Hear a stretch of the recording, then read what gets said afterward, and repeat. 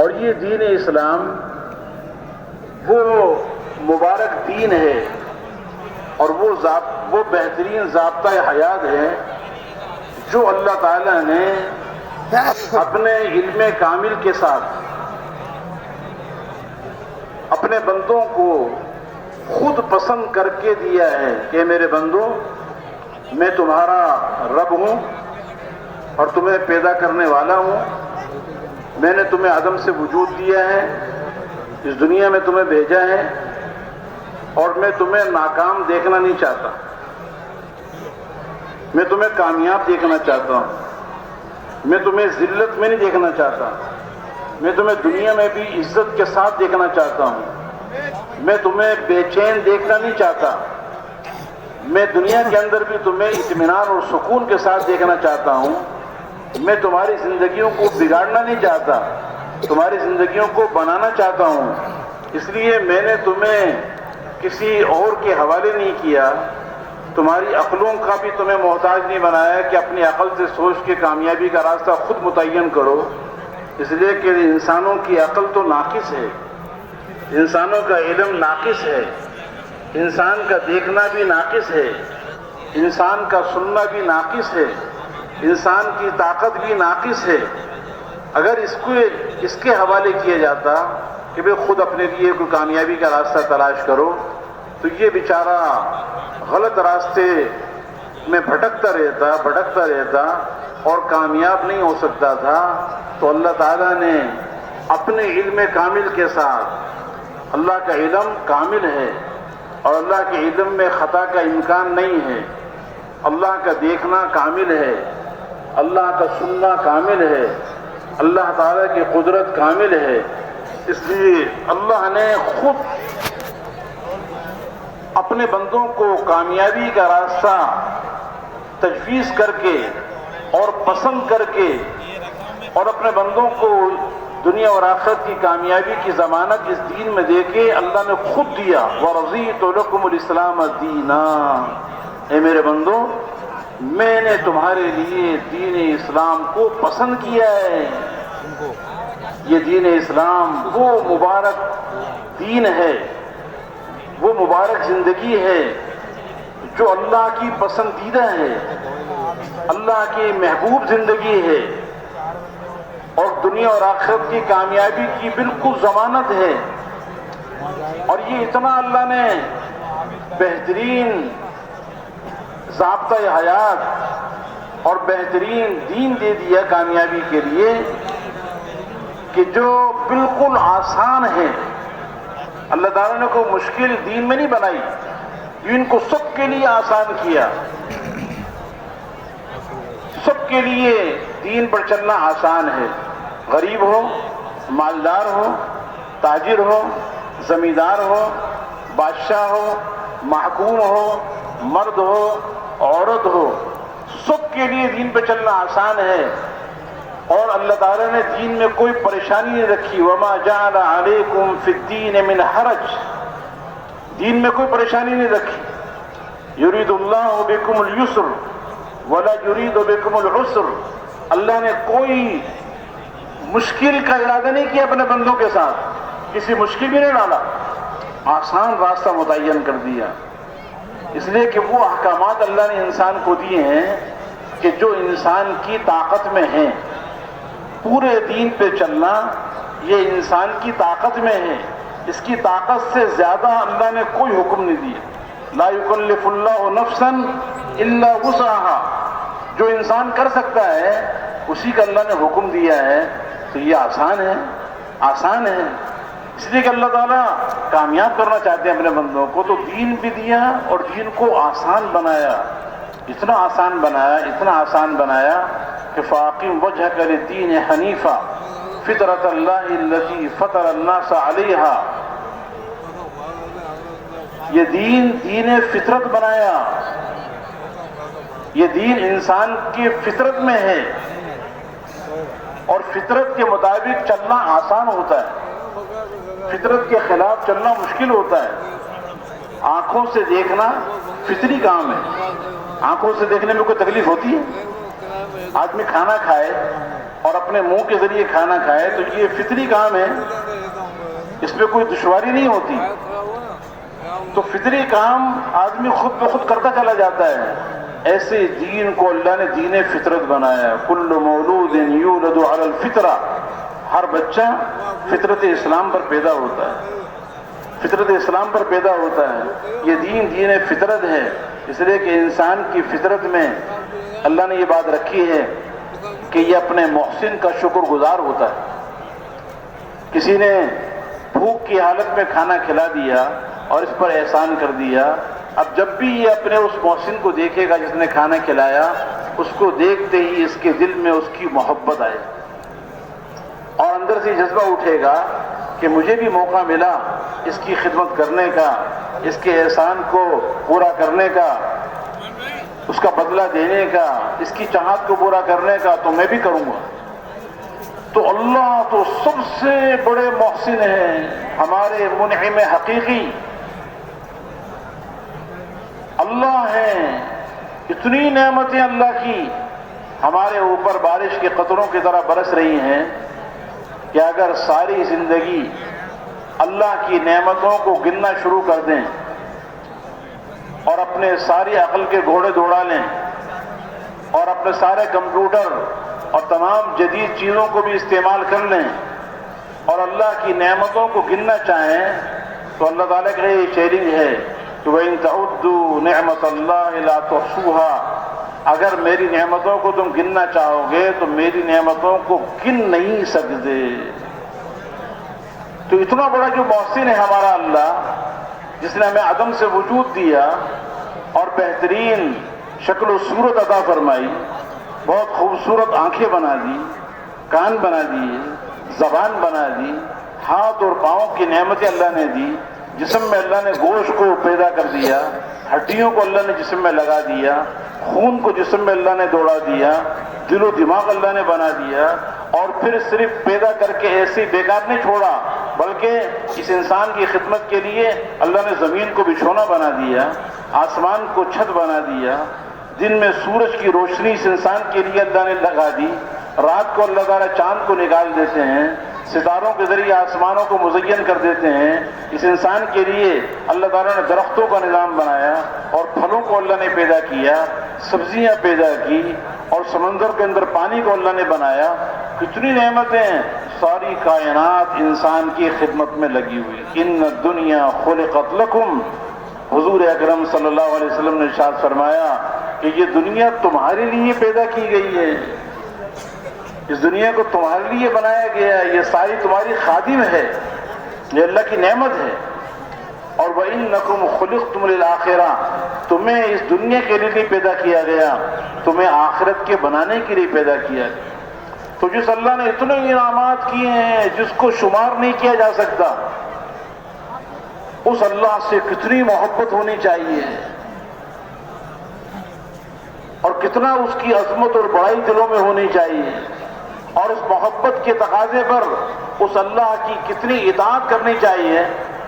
اسی کا نام دین ہے، اس لیے کہ ایمان کا تقاضا اللہ سے محبت کا ہے اور اللہ پر یقین کا ہے اور اللہ سے تعلق بنانے کا ہے اور اللہ کے خوف کا ہے.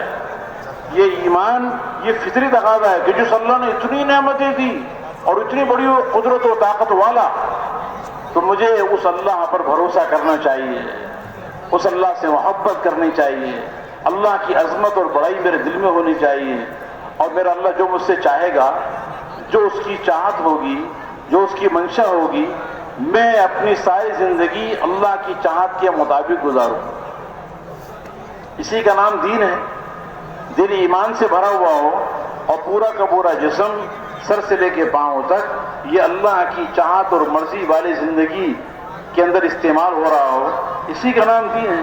تو یہ اللہ نے دین فطرت بنا دیا. اب یہ پورا کا پورا دین ہماری زندگی میں آئے اور ساری دنیا کے انسانوں کی زندگی میں آ جائے، بادشاہوں کی زندگی میں، وزیروں کی زندگی میں، تاجروں کی زندگی میں، زمینداروں کی زندگی میں، مردوں کی زندگی میں، عورتوں کی زندگی میں، غریبوں میں اور مالداروں میں، ہر انسان کی زندگی میں پورا دین آئے اپنی حقیقت کے ساتھ آئے، اس لیے کہ اللہ کے جتنے وعدے ہیں وہ پورے دین کے ساتھ ہیں، ناقص دین کے ساتھ اللہ کے وعدے نہیں ہیں، اور دین کی حقیقت کے ساتھ اللہ کے وعدے ہیں، دین کی خالی شکل و صورت کے ساتھ وعدے نہیں ہیں۔ تو یہ پورا دین اپنی حقیقت کے ساتھ ساری دنیا کے انسانوں کی زندگی میں آ جائے، تاکہ جتنے وعدے اللہ نے قرآن و حدیث میں کیے ہیں اس دین پر وہ وعدے پورے ہو جائیں، تو یہ دنیا بھی انسانوں کے لیے جنت بن جائے گی اور آخرت بھی ان کی بن جائے گی۔ دنیا میں بھی اللہ ان کو چمکائے گا، آخرت میں بھی اللہ ان کو چمکائے گا، اس لیے کہ زندگی اس کی اللہ چمکائے گا جو دیندار بن کے زندگی گزارے گا۔ پیسے سے زندگی نہیں چمکتی، مال سے زندگی نہیں بنتی، تجارت سے مسائل حل نہیں ہوتے، حکومت سے کام نہیں بنتے۔ کام بنانے والا، زندگی کو بنانے والا اور زندگی کو چمکانے والا وہ اللہ ہے، اور اللہ کا ضابطہ یہ ہے کہ جو اس دنیا میں دیندار بن کے زندگی گزارے گا، 24 گھنٹے میں، ہر حال میں، ہر جگہ پہ جو اللہ کا حکم ہے اس اللہ کے حکم کو اللہ کے محبوب حضرت محمد مصطفیٰ صلی اللہ علیہ وسلم کے طریقے پر پورا کرے گا، تو اللہ اس کی دنیا کو بھی چمکائیں گے، اور دنیا میں بھی اسے سکون، اطمینان، عزت اور بلندی اور غلبہ اور خوشحال زندگی اور پاکیزہ زندگی، برکتوں سے بھری ہوئی زندگی، رحمتوں سے بھری ہوئی زندگی اللہ تعالیٰ دنیا میں بھی دیں گے، اور آخرت تو پھر ہے ہی ایسے خوش قسمت انسانوں کے لیے۔ تب یہ پورا دین زندگی میں آئے، اس کے لیے چند صفات کو سیکھنا اور ان صفات پر اوروں کو بھی لانے کی محنت کرنا، اس لیے کہ دین میں چند صفات ایسی ہیں جن کو اگر سیکھا جائے اور ان کی حقیقت کو حاصل کر لیا جائے اور اس پر عمل کیا جائے تو پورے دین پہ چلنا آسان ہو جاتا۔ دین صرف نماز کا نام نہیں ہے، اس میں ایمانیات بھی ہیں، عبادات بھی ہیں، معاملات بھی ہیں، معاشرت بھی ہے، سیاست و قضا بھی ہے۔ تو پورا کا پورا دین زندگی میں آئے، ہر انسان کی زندگی میں آئے، اس کے لیے چند استعداد پیدا کرنے والی صفات ہیں، اگر ان پر محنت کر کے اس کی حقیقت کو حاصل کر لیا جائے تو پھر پورے دین پر چلنا آسان ہو جائے۔ ان میں سب سے پہلی صفت کیا ہے کہ لا الہ الا اللہ محمد الرسول اللہ۔ یہ لا الہ الا اللہ اپنی حقیقت کے ساتھ ہمارے دل کی گہرائیوں میں اتر جائے کہ اللہ کے علاوہ کوئی معبود نہیں، اللہ کے علاوہ کوئی ہمارا الہ نہیں، اللہ کے علاوہ کوئی ہمارا مقصود نہیں، اللہ کے علاوہ کوئی ہمارا مطلوب نہیں، اللہ کے علاوہ کوئی ہمارا محبوب نہیں، اللہ کے علاوہ کوئی جی لگانے کے قابل نہیں، اللہ کے علاوہ کوئی پیدا کرنے والا نہیں، اللہ کے علاوہ کوئی اس کائنات کا مالک نہیں۔ یہ ساری کائنات اس کو بنانے والا کون ہے؟ اللہ۔ اللہ ہی ساری کائنات کو بنانے والا ہے، اور وہ سب سے بڑا ہے، اور وہ بہت بڑی قدرت و طاقت والا ہے، بہت بڑی صفات والا ہے، اختیارات والا ہے۔ اللہ کے ارادے کے بغیر ایک پتا نہیں ہل سکتا، ایک پتا درخت سے گر نہیں سکتا، اس لیے کہ یہ ساری کائنات یہ اللہ نے بنائی ہے۔ وَلَقَدْ خَلَقْنَا السَّمَاوَاتِ وَالْأَرْضَ وَمَا بَيْنَهُمَا فِي سِتَّةِ أَيَّامٍ۔ اللہ تعالیٰ فرماتے ہیں اے میرے بندو مجھے پہچانو، میری قدرت کو پہچانو، میرے اختیارات کو پہچانو، میری معرفت کو حاصل کرو۔ میں کون ہوں؟ میں وہ قدرت و طاقت والا ہوں کہ میں نے یہ ساتوں آسمان جو تمہیں آج نظر آ رہے ہیں، یہ ساتوں آسمان ان کو میں نے اپنے امر کن سے بنایا ہے۔ یہ ساتوں زمینیں ان کو پیدا کرنے والا میں ہوں. اللہ کا ارادہ ہوا آسمان بنانے کا تو ساتوں آسمان بن گئے. اور کیسے آسمان بنے؟ ساتوں آسمان پہ در پہ اللہ نے بنائے اور اتنے خوبصورت بنائے کہ پورے آسمان میں کہیں پر کوئی شگاف نظر نہیں آتا, کوئی عیب نظر نہیں آتا. جتنی مرتبہ دیکھو آسمان کی طرف اور اس کے اندر کوئی عیب دیکھنا چاہو, کہیں سے کوئی پھٹن نظر آ رہی ہو, کوئی درار نظر آ رہی ہو, کوئی درار نظر نہیں آئے. یہ زمین اللہ نے بنائی اور تمہارے لیے اس کو بچھونا بنایا, اس کے اوپر تم چل رہے ہو, اس کو اللہ نے تمہارے تابع کر دیا, زمین کو اللہ نے ہموار کر دیا. یہ زمین کو بنانے والا بھی اکیلا اللہ ہے. اور اس ساتوں آسمان اور زمین کے درمیان میں جو کچھ نظر آ رہا ہے یا نظر نہیں آ رہا, یہ سب اللہ نے بنایا ہے. یہ سورج خود نہیں بنا, اس کو اللہ نے پیدا کیا ہے. اس سورج میں روشنی اللہ نے پیدا کی ہے. یہ چاند خود نہیں بن گیا بلکہ یہ چاند اللہ کے بنانے سے بنا ہے. اس کے اندر چاندنی اللہ نے رکھی ہے. یہ آسمان پہ ستارے نظر آ رہے ہیں, یہ بڑے بڑے ستارے اور سیارے, ان کو پیدا کرنے والا اکیلا اللہ ہے. یہ جتنے سمندر نظر آ رہے ٹھاٹھے مارتے ہوئے, ان سارے سمندروں کو پیدا کرنے والا کون ہے؟ ان سمندروں میں پانی کو پیدا کرنے والا کون ہے؟ ان سمندروں کو تمہارے تابع کرنے والا کون ہے؟ اللہ نے سمندروں کو انسانوں کے تابع کر دیا, انسانوں کے کام میں لگا دیا. اور ان سمندروں کے اندر اللہ نے تازہ گوشت کو رکھ دیا. اور اس سمندر کے اندر انسان کے لیے اللہ نے ایک ایسا موتی اللہ سمندر میں پیدا کرتے ہیں جو انسان کی زینت کا ذریعہ بن جاتا ہے. یہ سب کچھ کرنے والا کون ہے؟ یہ پوری کائنات کا نظام چلانے والا, اس کو عدم سے وجود دینے والا اکیلا اللہ ہے. اور وہی خالق ہے, اس کے علاوہ کوئی خالق نہیں. جتنے درخت دنیا میں نظر آ رہے ہیں, ان سارے درختوں کو پیدا کرنے والا اللہ, ان درختوں کے اندر ٹہنیاں بنانے والا اللہ, ان ٹہنیوں میں پتے لگانے والا اکیلا اللہ ہے. اور ان ٹہنیوں میں پھلوں کو پیدا کرنے والا اللہ ہے. مختلف قسم کے پھل اللہ نے پیدا کر دیے, سبزیاں اللہ نے پیدا کر دی. یہ پوری کائنات کا نظام اللہ نے بنایا ہے. فرشتوں کو پیدا کرنے والا کون ہے؟ وہ بھی اللہ ہے. جنات کو بنانے والا کون ہے؟ اللہ ہے. انسانوں کو پیدا کرنے والا کون ہے؟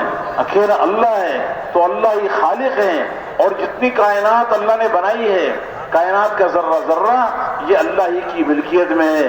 ایسا نہیں ہے کہ پیدا اللہ نے کر دیا اب اس کا مالک کسی اور کو بنا دیا, بلکہ اس کائنات کے ذرے ذرے پر, کائنات کے ہر چیز پر اکیلے اللہ کی ملکیت ہے, اللہ کا قبضہ ہے. اور یہ ساری کائنات اور ساری کے ساری مخلوق, اس پر اللہ کا تصرف چلتا ہے. اللہ تعالیٰ جس طرح چاہیں اس کائنات کو استعمال کرتے ہیں. اللہ بڑی قدرت و طاقت والا ہے. تو اللہ کی قدرت و طاقت کا یقین دلوں میں آئے, لا الہ الا اللہ, یہ دلوں کی گہرائی میں اتر جائے کہ ہمارا اللہ کتنا بڑا ہے. اللہ اکبر الاکبر, اللہ سب بڑوں کا بڑا ہے, اللہ کے سامنے کوئی بڑا نہیں. اور جس طرح یہ ساری کائنات اللہ نے پیدا کی ہے اور اس کائنات پہ اللہ کا قبضہ ہے, کائنات کے ذرے ذرے پر اللہ کا تصرف چل رہا ہے, اور اللہ تعالیٰ اس کو جس طرح چاہتے ہیں استعمال کرتے ہیں. اسی طرح میرے محترم دوستو بزرگوں, جتنی خاصیتیں اور تاثیرات چیزوں کے اندر نظر آ رہی ہیں, وہ خاصیتیں اور وہ تاثیرات بھی اللہ نے ان چیزوں میں رکھی ہیں. آگ کے اندر جلانے کی خاصیت اللہ نے رکھی ہے. لوہے میں سختی اللہ نے اپنے ارادے سے رکھی ہے. پانی کی نرمی خود ذاتی نہیں ہے, پانی کی نرمی بھی اللہ نے پانی میں رکھی. چھری میں کاٹنے کی صفت یہ اللہ نے رکھی. اللہ تعالیٰ جب چاہیں گے, اگر اللہ تعالیٰ چاہیں اور آگ کے اندر سے جلانے کی خاصیت کو نکال لیں تو اللہ اس پہ قادر ہے. جیسے ابراہیم علیہ السلام کو بہت دہتی ہوئی آگ میں پھینکا گیا اور اللہ کا حکم آ گیا آگ کو، یا نار کونی بردا وسلاما علی ابراہیم، اے آگ ٹھنڈی ہو جا اور سلامتی والی ہو جا میرے ابراہیم کے اوپر۔ تو آگ جلتی رہی، آگ کی خاصیت جلانا ہے، اللہ کا ارادہ ہوا اس میں سے جلانے کی صفت کو اللہ نے نکال لیا، آگ جل رہی ہے اور ابراہیم علیہ السلام اس آگ کے اندر آرام سے چل رہے ہیں پھر رہے ہیں، اور ان کا ایک بال بھی نہیں جلا، جسم کے کپڑے کا ایک تار نہیں جلا، اس لیے کہ اللہ نے اس کی جلانے کی صفت کو نکال لی۔ پانی میں ڈبونے کی خاصیت اللہ نے رکھی ہے، جب اللہ چاہیں گے تو یہ پانی ڈبوئے گا، اللہ نے اگر چاہا کہ یہ پانی نہ ڈبوئے تو یہ پانی ڈبو نہیں سکتا۔ اسی لیے حضرت موسیٰ علیہ السلام اپنی پوری قوم بنی اسرائیل کو لے کے نکلے ہیں اور بحر قلزم کے اندر داخل ہو گئے اللہ کے حکم سے، اور کیا ہوا؟ پانی کے اندر چل رہے ہیں، ایسے چل رہے ہیں جس طرح خشکی میں چلتے۔ اللہ نے پانی کے اندر سے ڈبونے کی خاصیت کو نکال لی، اور فرعون جیسے ہی اس سمندر میں داخل ہوا اور اس کے سارے جو قبطی تھے وہ بھی داخل ہو گئے، اللہ نے دوبارہ پانی کی صفت کو ظاہر کر دیا، اور موسیٰ علیہ السلام اور ان کی ساری قوم آرام سے پانی میں چل چل کے اور سمندر سے پار ہو گئی، اور فرعون اپنی ساری قوم کے ساتھ اس پانی میں غرق ہو گیا اور ختم ہو گیا۔ تو جتنی صفات چیزوں میں ہیں یہ اللہ نے رکھی ہیں، اللہ جب چاہتے ہیں اس صفات کو اللہ اس میں سے نکال لیتے ہیں۔ اسی طرح جتنے حالات دنیا میں آتے ہیں یہ سارے حالات بھی اللہ کے ارادے سے آتے ہیں۔ حالات چیزوں کے ذریعے نہیں آتے کہ مال زیادہ ہوگا تو زندگی اچھی بن جائے گی، مال کم ہوگا تو زندگی بگڑ جائے گی، اسلحہ ہوگا تو حفاظت ہوگی، اسلحہ نہیں ہوگا تو ہلاکت ہوگی، ایسا نہیں ہے۔ بلکہ جتنے حالات دنیا میں آتے ہیں یہ حالات بھی اللہ کے ارادے سے آتے ہیں۔ خوشی کا حال، غمی کا حال، آسانی کا حال اور مشکلات کے حالات، موت اور زندگی، نفع اور نقصان کے جتنے حالات آتے ہیں یہ سارے حالات اللہ کے ارادے سے آتے ہیں۔ اللہ تعالیٰ اگر کسی کو خوش کرنا چاہیں تو چیزوں کا نہ ہونا، مال کا نہ ہونا اس کو غمگین نہیں کرے گا، اور جسے اللہ غمگین کرنا چاہیں اور اس کو رلانا چاہیں تو ساری دنیا کے خزانے اس کے پاس ہوں، اللہ اس کے باوجود اس کو غمگین کر دیں۔ انہ هو اضحک وابکا، اللہ جسے چاہتے ہیں اسے خوش کر دیتے ہیں، اس کو ہنساتے ہیں، اور جس کو اللہ چاہتے ہیں اس کو رلا دیتے ہیں۔ وَأَنَّهُ هُوَ أَغْنَى وَأَقْنَى، اللہ جس سے مالداری دینا چاہیں اس کو کوئی غریب کر نہیں سکتا، اور جس کو اللہ غریب کرنا چاہیں اس کو کوئی مالدار بنا نہیں سکتا۔ مَا يَفْتَحِ اللَّهُ لِلنَّاسِ مِن رَحْمَةٍ فَلَا مُمْسِكَ لَهَا، جس کے لیے اللہ رحمت کا دروازہ کھول دیں اس رحمت کے دروازے کو کوئی بند نہیں کر سکتا۔ وَمَا يُمْسِكْ فلا مرسل له من بعدی، اور جس کے لیے رحمت کا دروازہ اللہ بند کر دے اس کے لیے ساری دنیا کے آسانی کے اسباب مل جائیں اس کے لیے رحمت کا دروازہ کھول نہیں سکتے۔ اللہ اللہ ہے، وہ جیسے ساری کائنات کا بنانے والا ہے ایسے سارے حالات کا بنانے والا بھی اللہ ہے۔ ما اصابکم من مصیبت فبما کسبت ایدیکم ویعفو عن کثیر، ما اصاب من مصیبت الا باذن اللہ، جو پریشانی آتی ہے جو مصیبت آتی ہے وہ اللہ کے ارادے سے آتی ہے، اور جو حالات آتے ہیں وہ تمہارے ہاتھوں کی کمائی ہے۔ اس لیے کرنے والا کون ہے بھائی؟ اللہ، اللہ یہ سب کچھ کرنے والا، یہ لا الہ الا اللہ، یہ ہمارے دل کی گہرائی میں اتر جائے۔ اتنی اللہ کی عظمت اور بڑائی اور قدرت اور طاقت اور اللہ کے اختیارات اتنے دل و دماغ پہ چھا جائیں کہ پھر اللہ کی نافرمانی کرنا مشکل ہو جائے۔ اتنے بڑے اللہ کی نافرمانی کرنا اپنے پیروں پہ کلاڑی مارنا ہے. یہ ایمان کا تقاضا ہے. جب یہ ایمان اللہ کی عظمت اور بڑائی کے ساتھ دلوں میں آئے گا، ایمان اللہ کے تعلق کا نام ہے، اور اللہ کا تعلق اللہ کی عظمت کے ساتھ اور اس کی بڑائی کے ساتھ اور اس کی قدرت کے ساتھ ہوگا، تو پھر یہ اللہ سے ڈرے گا، اللہ کی نافرمانی سے بچے گا کہ اگر میں نے اللہ کو ناراض کیا اور اللہ کے حکموں کو توڑا تو میری دنیا بھی برباد ہو جائے گی، میری آخرت بھی برباد ہو جائے گی. اس لیے کہ اللہ کا ہر حکم یہ دنیا اور آخرت کو بنانے کا ذریعہ ہے، اور اللہ کی نافرمانی دنیا اور آخرت کے بگڑنے کا ذریعہ ہے. اور پھر لا الہ الا اللہ یہ کلمہ معرفت بھی ہے، کلمہ عبودیت بھی ہے، عبدیت بھی ہے کہ ہم اللہ کے بندے ہیں، اللہ ہمارا رب ہے اور اللہ ہمارا سب سے بڑا محسن ہے. اللہ کے انعامات کو یاد کرنا، اللہ کے ان احسانات کو یاد کرنا تاکہ دلوں کے اندر اللہ کی محبت بھر جائے. جتنی اللہ کی محبت دلوں میں بھرے گی تو اللہ سے تعلق پیدا ہوگا، اور اللہ کی محبت سے، اللہ کی محبت کے ذریعے اللہ کی اطاعت کرنا آسان ہو جائے. اور پھر ہر اللہ کے حکم میں اس کو کامیابی نظر آئے گی، اللہ کی نافرمانی میں ناکامی نظر آئے گی، اللہ کے احکامات سے زندگی بنتی ہوئی نظر آئے گی اور اللہ کی نافرمانی سے زندگی بگڑتی ہوئی نظر آئے گی. لا الہ الا اللہ. پھر اللہ کے احکامات اس کے نزدیک مرغوب اور محبوب ہو جائیں گے. اس لیے مسنون دعاؤں میں ہے اللہم حبب الینا الایمان وزینہ فی قلوبنا. اے اللہ ہمارے نزدیک ایمان کو سب سے محبوب چیز بنا دے اور اس ایمان کو ہمارے دلوں کی زینت بنا دے. وَكَرِّهْ إِلَيْنَا الْكُفْرَ وَالْفُسُوقَ وَالْعِصْيَانَ.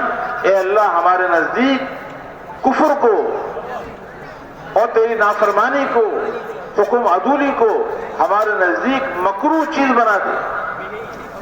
تبلیغ میں اس بات کی محنت ہو رہی ہے کہ یہ لا الہ الا اللہ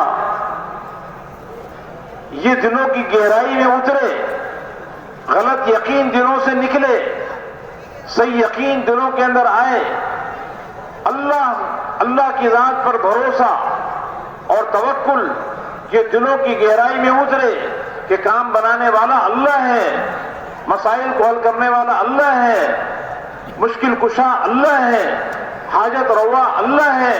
اس لیے جب بھی کوئی حال آئے گا تو ہم کہاں دوڑ لگائیں گے بھائی؟ اللہ کی طرف دوڑ لگائیں. آج دوڑ لگ رہی ہے پیسے کی طرف، دوڑ لگ رہی ہے حکومتوں کی طرف، دوڑ لگ رہی ہے دنیا کی چیزوں کی طرف، اور اللہ تعالیٰ کیا فرما رہے ہیں؟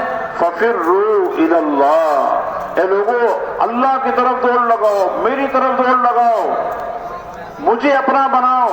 جس نے اللہ کو اپنا بنا لیا ساری کائنات اسی کی، اور جس نے اللہ کو اپنا نہیں بنایا اور ساری دنیا کی چیزوں کو جمع کر بھی لیا تو اس کا کچھ بھی اس کو نہ ملا. جس کو اللہ مل گیا اس کو سب کچھ مل گیا، اور جس کو اللہ نہ ملا اس کو سب کچھ ملنے کے باوجود کچھ نہ ملا. اور وہ اللہ جو خود اپنی طرف بلا رہا ہے کہ میرے بندو میری طرف آؤ، مجھ سے تعلق بناؤ. اے ابن آدم تو مجھ سے دوستی لگا، میں تجھ سے دوستی لگاؤں گا. اے ابن آدم جب تو مجھے یاد کرتا ہے تو میں بھی تجھے یاد کرتا ہوں، تو مجھے بھول جاتا ہے میں پھر بھی تجھے یاد کرتا ہوں. وہ اللہ کتنا ہمارے پر مہربان ہے. اللہ سے زیادہ بڑا سخی کون ہو سکتا ہے؟ ہم سارا دن اللہ کی نافرمانی کرتے ہیں، اللہ کے احکامات کو توڑتے ہیں، اور اللہ تعالیٰ ہمارے بستروں پر، ہماری آرام گاہوں پر ہماری حفاظت کرتا ہے. تو اللہ سے تعلق بنانا، اللہ کو اپنا بنانا، یہ لا الہ الا اللہ کا تقاضا ہے.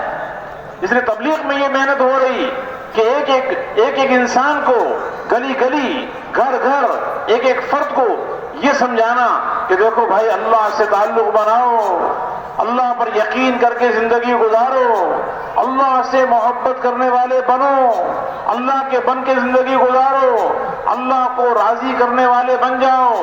اللہ راضی ہو گیا تو تمہاری دنیا بھی بن جائے گی، آخرت بھی بن جائے گی۔ اگر اللہ ناراض ہو گیا تو دنیا بھی برباد ہو جائے گی، آخرت بھی برباد ہو جائے گی۔ لا الہ الا اللہ۔ اور اللہ کو راضی کرنے کا ایک ہی راستہ ہے، اللہ کو راضی کرنے کا کوئی دوسرا راستہ نہیں ہے، ایک ہی راستہ ہے، اور وہ محمد الرسول اللہ، کہ اس دنیا میں محمدی بن کے زندگی گزارو، سر سے لے کے پاؤں تک حضرت محمد مصطفیٰ احمد مجتبیٰ سید الاولین والآخرین حضرت محمد صلی اللہ علیہ وسلم کے رنگ میں اپنے آپ کو رنگ لو۔ اس لیے اس کائنات کا سب سے بڑا، اس کائنات کا دولہا اور اس کائنات میں اللہ کا سب سے زیادہ محبوب اور اللہ کا سب سے زیادہ لاڈلا، جس کو اللہ نے سارے نبیوں کا سردار بنایا، سارے نبیوں کا امام بنایا، جو نبیوں کا بھی نبی ہے، جو اس کائنات کا دولہا ہے، جس کو اللہ نے ایسی عزت دی ہے کہ کسی بادشاہ کو، کسی وزیر کو، کسی مال والے کو نہ وہ ملی ہے اور نہ قیامت تک ملے گی۔ وہ عزت کی چوٹی پر اللہ نے اس کو پہنچایا۔ اس لیے جو اللہ کو راضی کرنا چاہتا ہے، اللہ تک پہنچنا چاہتا ہے، اللہ کا محبوب بننا چاہتا ہے، تو ایک ہی راستہ ہے کہ حضرت محمد صلی اللہ علیہ وسلم کی اتباع کرنے والا بن جائے۔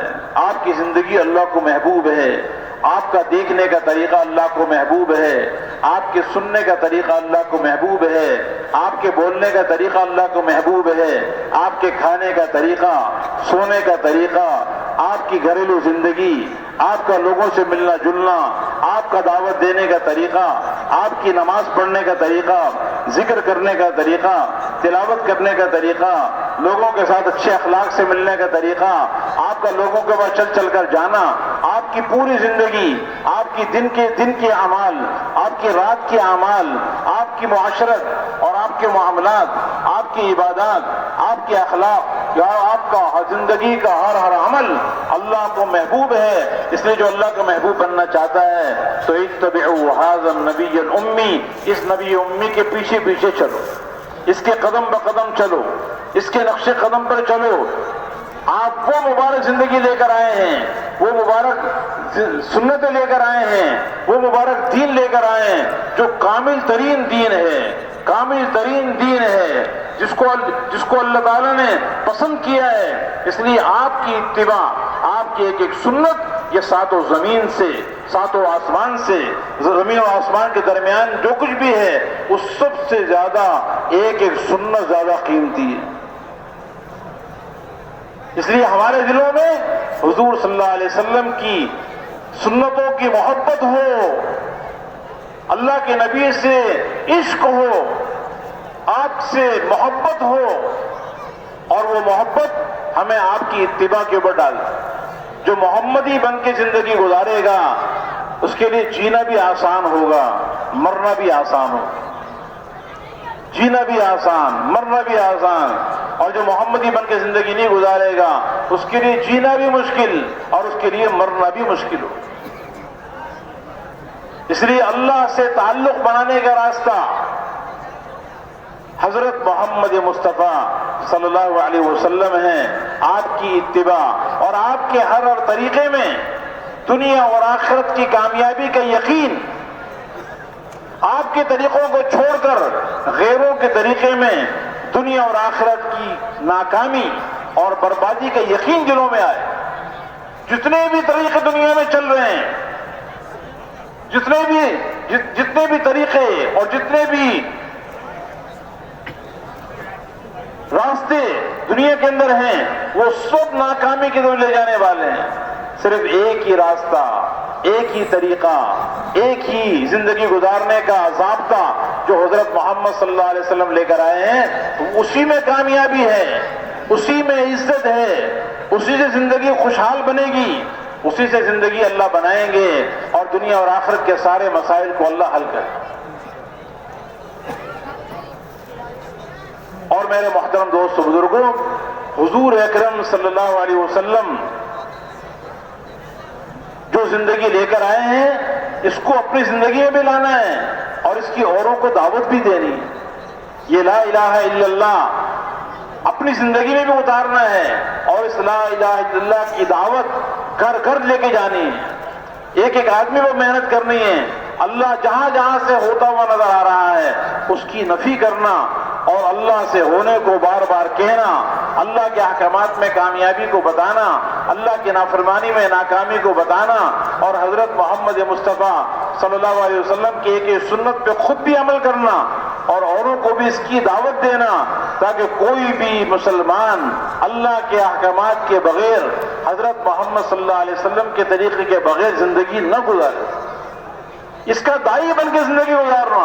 تبلیغ میں اس کی محنت ہو رہی ہے کہ اپنے بھی ایمان پر محنت کرنے کے لیے، اپنا یقین بنانے کے لیے، لا الہ الا اللہ کو اندر اتارنے کے لیے، محمد رسول اللہ کا نمونہ بننے کے لیے گلی گلی لوگوں کے پیچھے مارے مارے پھرنا، شہر شہر پھرنا، ملک در ملک پھرنا، اقلیم در اقلیم پھرنا تاکہ ساری دنیا میں اللہ کے احکامات زندہ ہو جائیں اور حضرت محمد صلی اللہ علیہ وسلم کے طریقے زندہ ہو جائیں۔ اس کا داعی بن کے زندگی گزارنا۔ پھر حضور اکرم صلی اللہ علیہ وسلم جو زندگی اللہ کے پاس سے لے کر آئے ہیں، اللہ کے جو احکامات ہیں، ان احکامات میں سب سے بڑا حکم نماز کا ہے۔ نماز، اس کے بارے میں اللہ کے نبی فرما رہے ہیں کہ جعلت قرۃ عینی فی الصلاۃ، میری آنکھوں کی ٹھنڈک نماز میں ہے۔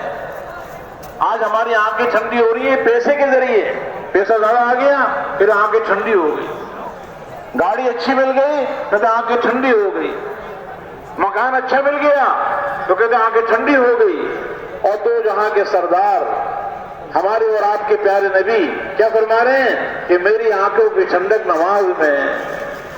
نماز پڑھ کر آنکھیں ٹھنڈی ہو جائیں، دل خوش ہو جائے کہ اب میرے سارے کام بن گئے، اس لیے کہ نمازی شہنشاہ کا دروازہ کھٹکھٹاتا ہے اور جو دروازہ کھٹکھٹاتا رہے وہ کھل کے رہتا ہے۔ یہ نماز اللہ سے ملاقات کا ذریعہ ہے، اللہ سے مناجات کا ذریعہ ہے، یہ دین کا ستون ہے، اللہ سے، اللہ اور بندے کے درمیان ملاقات کا ذریعہ ہے۔ اس لیے کسی مسلمان کو بے نمازی نہیں چھوڑنا۔ کوئی مسلمان ایسا نہ ہو جو نماز سے دور رہے۔ اذان ہو تو ہمارے سارے بازار بند ہو جائیں، بولٹن مارکیٹ بند ہو جائے، کراچی کے سارے بازار اذان پر بند ہو جائیں اور سارے مسجدوں کی طرف دوڑنا شروع کر دیں۔ اس لیے کہ یہ نماز جنت کی کنجی ہے، اللہ کے خزانوں سے براہ راست لینے کا ذریعہ ہے،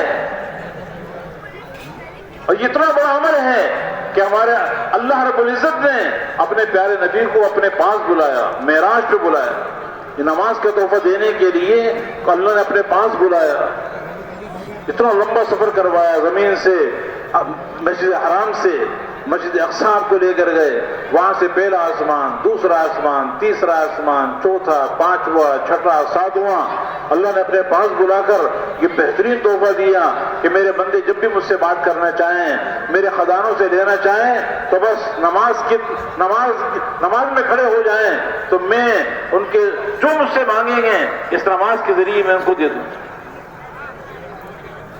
تو اپنی نماز پر محنت کرنا، وہ دیندار بن نہیں سکتا جس کی نماز ٹھیک نہ ہو۔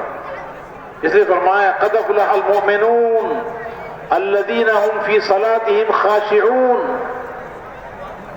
تحقیق پکی بات ہے وہ ایمان والے کامیاب ہو گئے، فلاح کو پہنچ گئے کہ جو اپنی نمازوں میں خشوع کرتے ہیں، خشوع خضوع سے نماز پڑھتے ہیں، دل بھی اللہ کی طرف متوجہ ہے نماز میں اور اللہ کی محبت میں ڈوبا ہوا ہے، اللہ کے دھیان کے ساتھ نماز پڑھ رہے ہیں، اللہ کو راضی کرنے کے جذبے کے ساتھ نماز پڑھ رہے ہیں،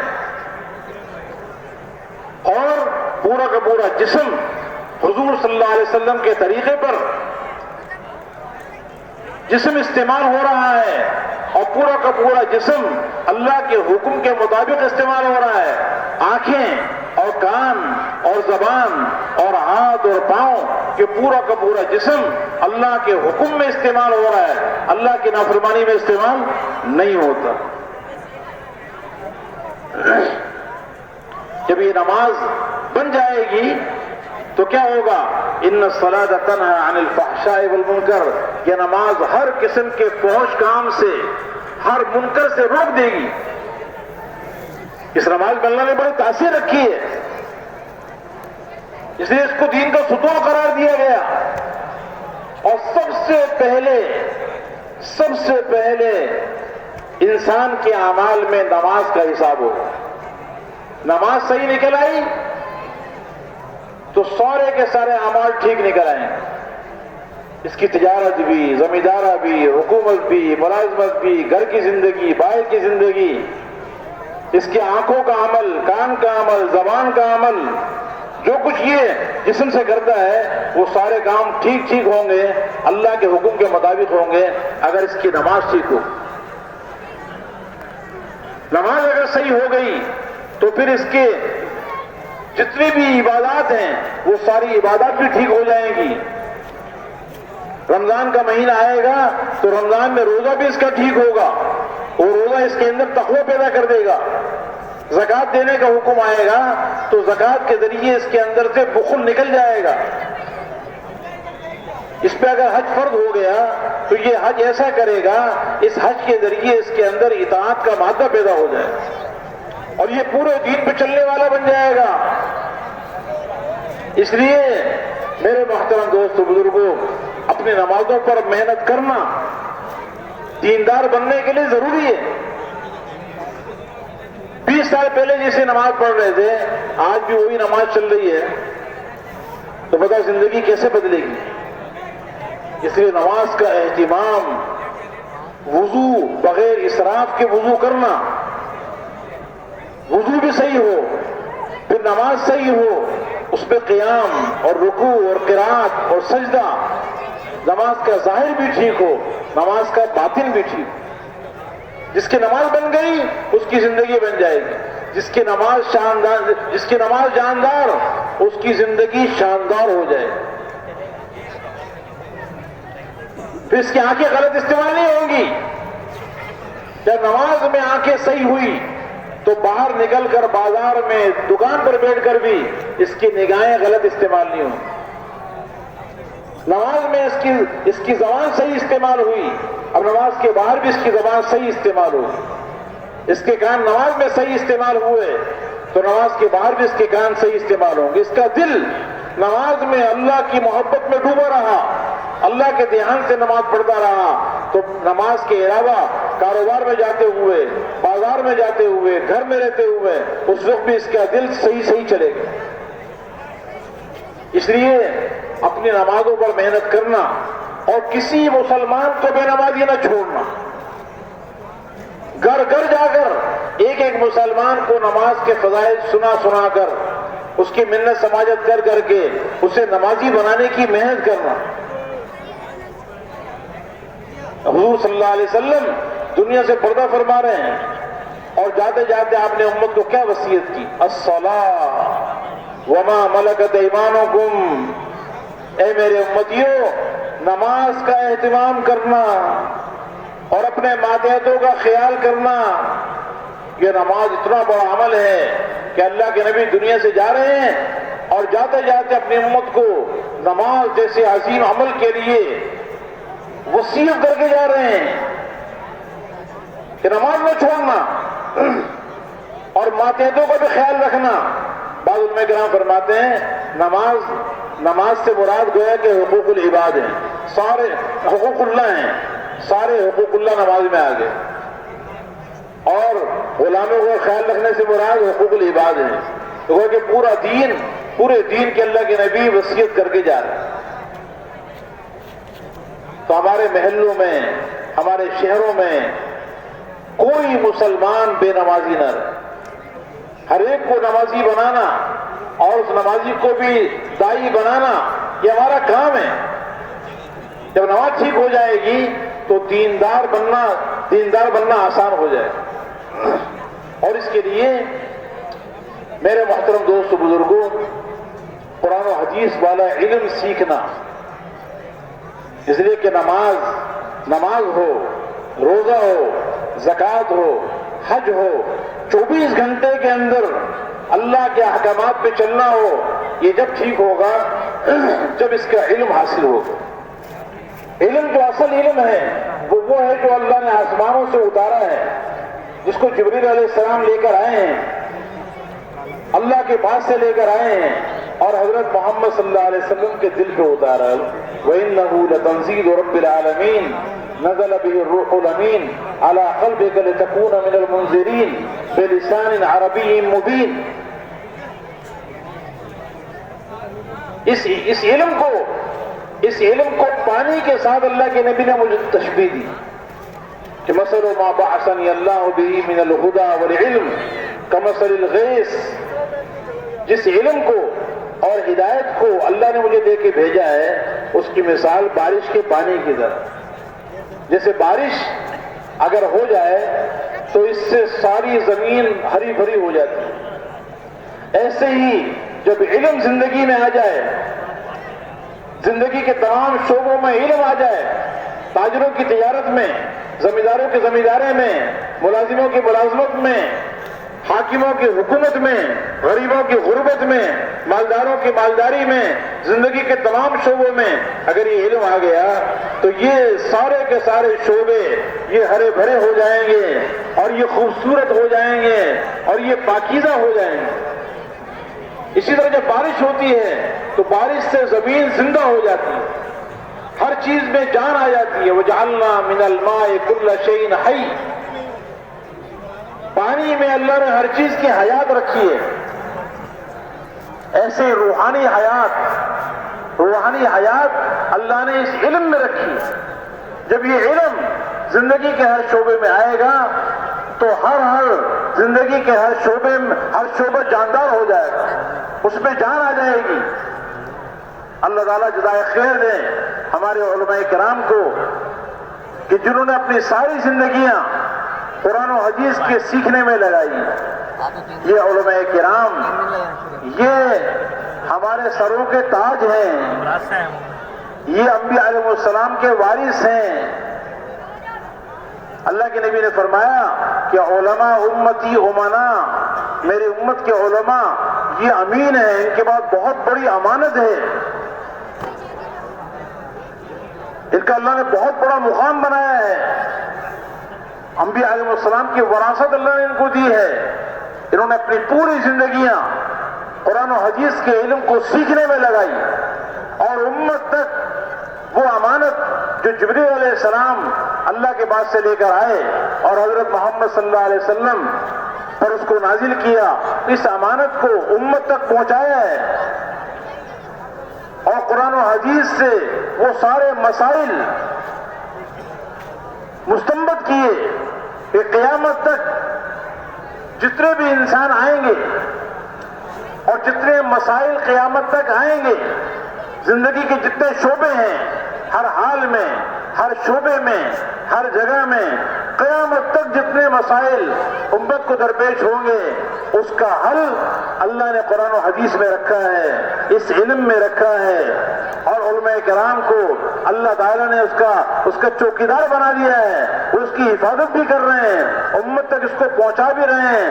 اس لیے علماء کرام کی دل سے محبت کرنا اور ان کی قدر کرنا اور ان کی زیارت کو عبادت سمجھنا اور اپنے تمام مسائل میں جو بھی حال آ جائے، جس زندگی کے شعبے میں لگنا ہو، 24 گھنٹے کی زندگی کے اندر جو ہمارے مسائل ہمیں درپیش ہیں صبح سے لے کے شام تک، اس میں علماء سے پوچھ کے زندگی گزار، ہر مسئلے میں علماء کے رجوع کرنا، اپنی عقل سے کوئی کام نہیں کرنا ہے، ہمارا ہر عمل قرآن و حدیث کی روشنی کے اندر ہو۔ اللہ نے ہمیں بہت سعادت عطا فرمائی کہ اللہ کا شکر ہے ہمارے ہندوستان پاکستان میں خاص طور پر اللہ نے علماء کرام کو پیدا کر دیا اور وہ پوری زندگی اس میں لگائے ہوئے ہیں۔ اب صرف ہمیں اتنا کرنا ہے کہ ہم اس علم کو سیکھنے کے لیے جس حال میں جو مسئلہ درپیش آ جائے اس کے لیے علماء کے پاس چل کر جائیں اس لیے کہ کوئی تاجر اس وقت تک کامیاب نہیں ہو سکتا جب تک کہ تجارت کا علم اس کی تجارت میں نہ ہو. کوئی زمیندار اس وقت تک زمینداری میں کامیاب نہیں ہو سکتا جب تک کہ زمیندارہ کا علم اس کی زمینداری میں نہ ہو. اس لیے تجارت کا علم تجارت کا دین تاجروں کی زندگی میں آئے، زمینداروں کا دین زمینداروں کی زندگی میں آئے، بادشاہوں کی زندگی میں بادشاہت کا دین آئے، وزیروں کی زندگی میں وزارت کا دین آئے، جج کی زندگی میں قاضی کی زندگی میں قضا کا دین آئے، مالداروں کی زندگی میں مالداری کا دین آئے، غریبوں کی زندگی میں غربت کا دین آئے، مزدوروں کی زندگی میں مزدوری کا دین آئے. ہر زندگی کے تمام شعبے کے اندر دین کے مطابق زندگی گزار رہے ہوں. ہمارا وکیل بھی وکالت کرے اس علم کے مطابق کرے، ہمارا جج جو کام کر رہا ہے وہ بھی اس علم کے ساتھ اپنی ذمہ داری کو ادا کر رہا ہو. ہمارا ریلی چلانے والا اور ہمارا بجلی کا کام کرنے والا اور ہمارے جوتے کا کام کرنے والا زندگی کا جو بھی شعبہ ہے جس حال کے اندر بھی ہے اس کے اندر وہ اس وقت تک کامیاب نہیں ہو سکتا چاہے ساری دنیا کا مال اس کے پاس نہ آ جائے، ساری دنیا کے عہدے اس کے پاس جمع ہو جائیں، اس وقت تک وہ کامیاب نہیں ہو سکتا جب تک کہ اس قرآن و حدیث کے مطابق اس علم کے مطابق زندگی نہ ہو. اور قرآن و حدیث کو جاننے والے علماء ہیں، ان کے پاس جانا ہوگا، محتاج بن کے جانا ہوگا. ایک مسئلہ سیکھنے کے لیے اگر آدمی جاتا ہے کسی عالم کے پاس تو یہ بھی اللہ کو اتنا پسند آتا ہے کہ جب یہ نکلتا ہے علم سیکھنے کے لیے تو ساری کے ساری مخلوقات، زمین، آسمان، سورج، چاند، ستارے، یہاں تک کہ فرشتے بھی، پرندے ہواؤں کے اندر اور مچھلیاں سمندروں کے اندر اور چیونٹیاں اپنے بلوں کے اندر اس علم سیکھنے والے کے لیے اللہ سے رحمت اور مغفرت کی دعائیں کرتے ہیں. فرشتے اپنے پر بچھاتے ہیں علم سیکھنے والے کے قدموں کے نیچے، اس کے لیے پر بچھا دیتے ہیں اور فرمایا کہ یہ علم سیکھنے کے جس راستے پہ چل رہا ہے اس راستے پر چلنے کی وجہ سے اللہ تعالیٰ جنت کا راستہ آسان کر سکتا. صرف مال لوگوں کی جیب سے کیسے نکالنا ہے یہ نہیں سیکھنا، بلکہ اس مال کمانے میں اللہ کا کیا حکم ہے اس کے مطابق علم اپنے کاروبار میں لگنا، اپنی تجارت میں، کاروبار میں، گھر کی زندگی میں، شادی میں، غمی میں اللہ کے احکامات کے مطابق زندگی گزارنا. تو اس علم کو خود بھی سیکھنا، اتنا علم جس سے حلال حرام کی پہچان ہو جائے، جائز ناجائز کا پتہ چل جائے، اتنا علم سیکھنا ہر مسلمان مرد عورت پہ فرض ہے. کل قیامت کے دن یہ عذر کوئی نہیں کر سکے گا کہ میں نے اس لیے حرام سے نہیں بچا کہ مجھے پتہ نہیں تھا. اس پہ تو ڈبل پٹائی ہوگی کہ ایک تو علم سیکھا نہیں اور دوسرا حرام کیا، غلط کام کیا. تو جہالت بھی کل قیامت کے دن اللہ کے ہاں پکڑوائے گی. اس لیے خود بھی علم سیکھنا اور مسلمانوں کو بھی علم کے فضائل سنا کر انہیں بھی علم سیکھنے پر لگانا. یہ علم نور ہے، یہ روشنی ہے، اس میں زندگی ہے. اور میرے محترم دوستو بزرگوں، اس لیے دیندار بننے کے لیے اپنے ضرورت کے مسائل کا سیکھنا ضروری ہے. علم کے بغیر زندگی دیندار نہیں بن سکتی. تو خود بھی علم سیکھنا، اوروں کو بھی اپنے متعلق احکامات کو سیکھنے کے لیے علماء کے پاس جانے کی ترغیب دی. اور میرے محترم دوستو بزرگوں، دیندار بننے کے لیے روزانہ اللہ کو اللہ کے پیارے پیارے ناموں سے یاد کرنا، اللہ کا ذکر کرنا. اس لیے سب سے افضل ذکر قرآن پاک اللہ کا کلام ہے. روزانہ قرآن پڑھنے کا اہتمام. اس لیے حضور پاک علیہ السلام نے ارشاد فرمایا کہ اقرأوا القرآن، اس قرآن کو پڑھا کرو.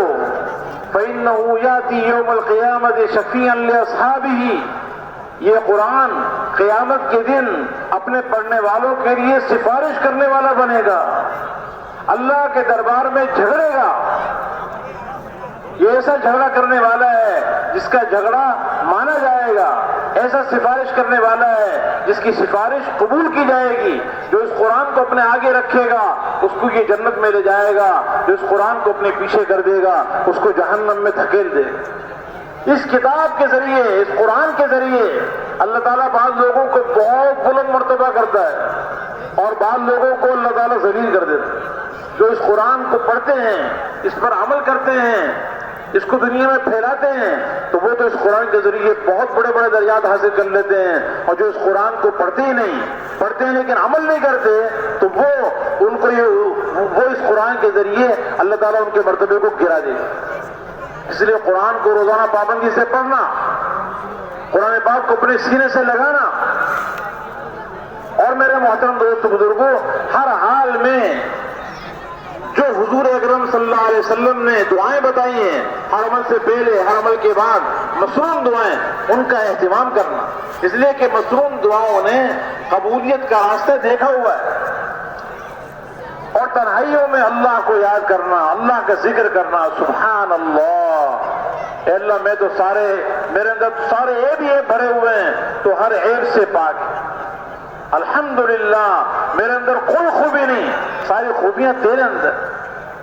لا الہ الا اللہ، اے اللہ میں تیرے علاوہ کسی سے محبت نہیں کروں گا، تو ہی میرا محبوب ہے، تو ہی میرا مقصود و مطلوب ہے۔ اللہ اکبر، جتنا بڑا میں تجھے سمجھتا ہوں تو اس سے بھی بہت بڑا ہے۔ ذکر کرنے والا اس ذکر کے ذریعے اللہ کے بڑے محبوب بندوں میں شامل ہو جاتا ہے۔ فرمایا ذکر کرنے والے کی مثال غفلت کے ماحول میں جو ذکر کرتا ہے اس کی مثال ایسی ہے جس طرح ایک تاریک کمرے کے اندر کہ کچھ چراغ جلا دیا جائے، پورا کمرہ تاریک ہے، اندھیرا ہے، اس میں ایک چراغ جل گیا۔ اور فرمایا غفلت کے ماحول میں ذکر کرنے والا ایسا ہے جس طرح خشک درخت میں کوئی ایک تر ٹہنی ہو۔ اس لیے پابندی کے ساتھ ذکر کا اہتمام کرنا تاکہ دلوں میں اللہ کی محبت آئے، اللہ سے تعلق پیدا ہو، اللہ کی معرفت کا نور دل میں آئے، اور ہر عمل اللہ کی محبت میں کیا جائے، ہر عمل اللہ کی محبت میں کرنا، خود بھی ذکر کا اہتمام کرنا، اوروں کو بھی ذکر کی دعوت دینا، تاکہ کوئی مسلمان ایسا نہ ہو جو روزانہ تنہائیوں میں بیٹھ کر اللہ کا ذکر نہ کرے۔ حضور صلی اللہ علیہ وسلم پہ درود بھیجنا، جو حضور صلی اللہ علیہ وسلم پر ایک مرتبہ درود بھیجتا ہے اس کے اللہ تعالیٰ ایک عافیت کا دروازہ کھول دیتا ہے۔ ایک مرتبہ جو اللہ کے نبی پہ درود بھیجتا ہے اللہ تعالیٰ اس پہ 10 رحمتیں نازل کرتے ہیں، 10 گناہ معاف کرتے ہیں، 10 درجات بلند کر دیتے ہیں۔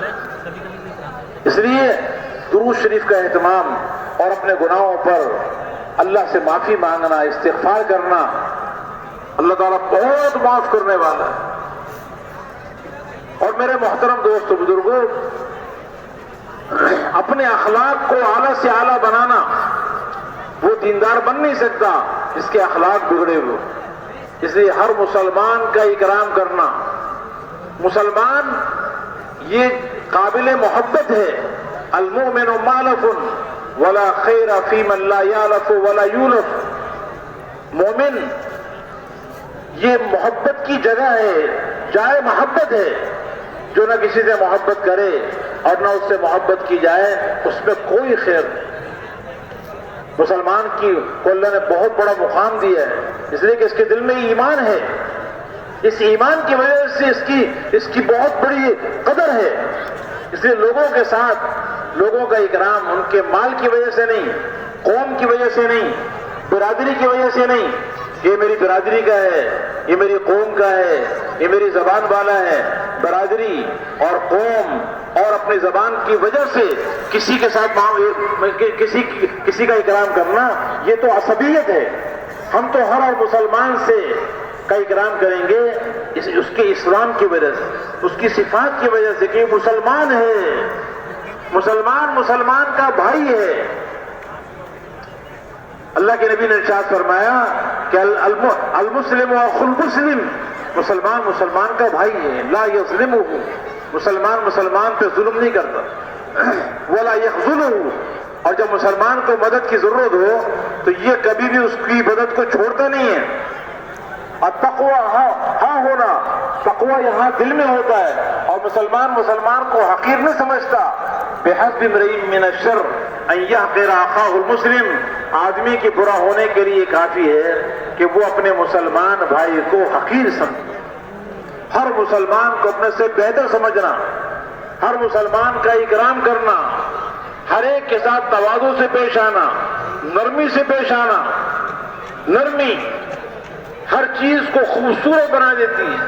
حضور پاک علیہ السلام نے ارشاد فرمایا کہ اے عائشہ، نرمی کو لازم پکڑنا، علیک بالرفق، نرمی کو لازم پکڑنا، فإن الرفق لا يكون في شيء إلا زانه، نرمی جس چیز میں آ جاتی ہے اس کو خوبصورت بنا دیتی ہے۔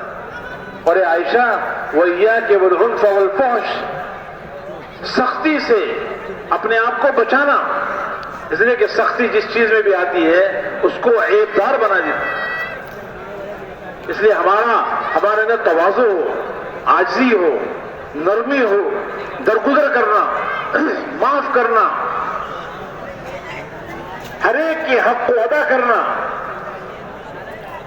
غصے پہ قابو پانا، اس لیے کہ غصہ ان الغضب لیفسد الایمان کما یفسد الصبر العسل، غصہ آدمی کے ایمان کو ایسے کڑوا کر دیتا ہے اور اتنا خراب کر دیتا ہے جس طرح ایلوا اگر شہد میں ڈالا جائے تو شہد کو بھی کڑوا کر دیتا ہے۔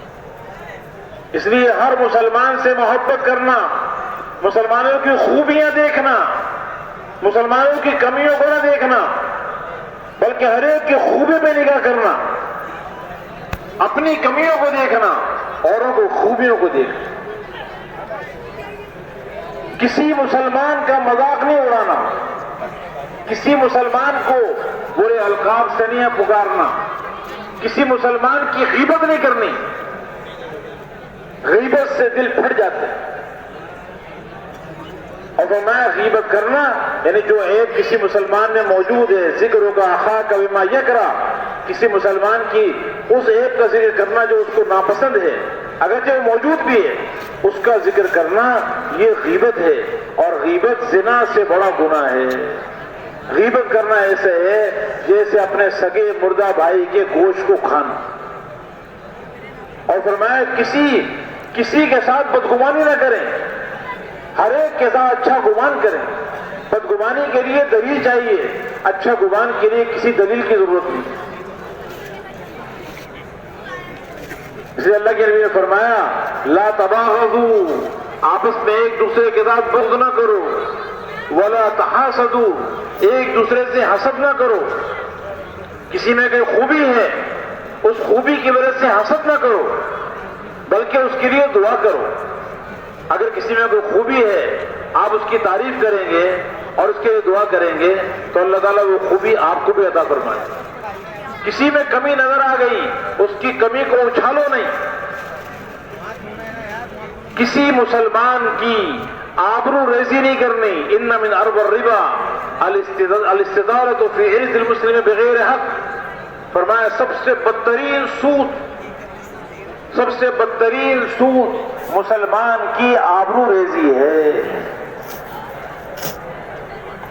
اس لیے ہر ایک کے ساتھ اچھے اخلاق سے پیش آنا، حسن اخلاق یہ اعمال، ترازو اعمال میں سب سے زیادہ وزن اچھے اخلاق کا ہو۔ اچھے اخلاق کی وجہ سے آدمی ساری رات تہجد پڑھنے والے اور سارا دن روزہ رکھنے والے کے درجے کو پہنچ جاتا ہے۔ اس لیے فرمایا کہ اخلاق کا معیار کیا ہے؟ صل من قطعک، جو رشتہ دار تم سے توڑنے کے کام کرے اس سے جوڑ پیدا کرو۔ تم جوڑنے کے کام کرو، وہ توڑنے کے کام کر رہا ہے، تم جوڑنے کے کام کرو۔ واعف عمن ظلمک، جو تم پہ ظلم کرے اس کو معاف کر دو، درگزر کر دو۔ حضور اکرم صلی اللہ علیہ وسلم 13 سال مکے میں مشرکین مکہ نے آپ پہ کتنے ظلم ڈھائے، اور 8 سال مدینہ منورہ میں، فتح مکہ 8ویں سال میں ہوئی ہے تو 13 سال اور 8 سال میں لگے کتنے ہوئی؟ 21 سال جن لوگوں نے آپ پہ ظلم کیا، آپ کے ساتھ زیادتی کی، آپ کو تکلیفیں پہنچائی، آپ کے سارے خاندان کو تکلیف پہنچائی، آپ کے صحابہ کرام پہ ظلم کرتے رہے، لیکن حضور اکرم صلی اللہ علیہ وسلم جب مکے میں فاتحانہ داخل ہوئے 10,000 کے لشکر کے ساتھ، آپ نے سب کو معاف کر دیا اور فرمایا کہ آج میں تمہیں وہ کہتا ہوں جو حضرت یوسف علیہ السلام نے اپنے بھائیوں کو کہا، جن بھائیوں نے ان کو کنویں میں ڈالا، ان کو بیچا گیا، کتنی زیادتی ان کے ساتھ کی، آج میں بھی تمہیں وہ کہتا ہوں لا تثریب علیکم اليوم۔ اس لیے ہم بھی معاف کرنا سیکھیں، ہر حق والے کا حق ادا کرنا، کسی نے قرضہ لیا ہے اس کے قرضے کو وقت پہ ادا کرنا، اپنی بہنوں کے حقوق ادا کرنا، رشتہ داروں کے حقوق ادا کرنا، ہر حق والے کے حق کو معلوم کر کے اس کے حق کو ادا کرنا، یہ عدل ہے۔ اور کسی کے حق کو پامال کرنا، حق تلفی کرنا، یہ ظلم ہے۔ عدل کرنے کی عدل کا اللہ تعالیٰ حکم دیتا ہے، ان اللہ یامرکم بالعدل والاحسان، اللہ تعالیٰ عدل کرنے کا حکم دیتا ہے۔ جب گھروں کے اندر عدل ہوگا، خاندانوں میں عدل و انصاف ہوگا، برادری میں عدل ہوگا، شہر میں ملکوں میں عدل ہوگا، تو دلوں کے اندر محبتیں آئیں گی، زندگیاں بنیں گی، ہر ایک دوسرے کی زندگی بنانے میں لگے گا۔ اور اگر ظلم ہوگا تو دل پھٹ جائیں گے، ہر ایک دوسرے کی زندگی کو بگاڑنے میں لگے گا۔ اس لیے میرے محترم دوست بزرگوں، ہر ایک کا حق ادا کرنا، کسی کا حق نہیں کھانا، اپنے اخلاق کو اعلیٰ سے اعلیٰ بنانا۔ جو یہ چاہتا ہو کہ کل قیامت کے دن حضور اکرم صلی اللہ علیہ وسلم کے قریب اس کو جگہ ملے تو اپنے اخلاق کو اچھا کر لے۔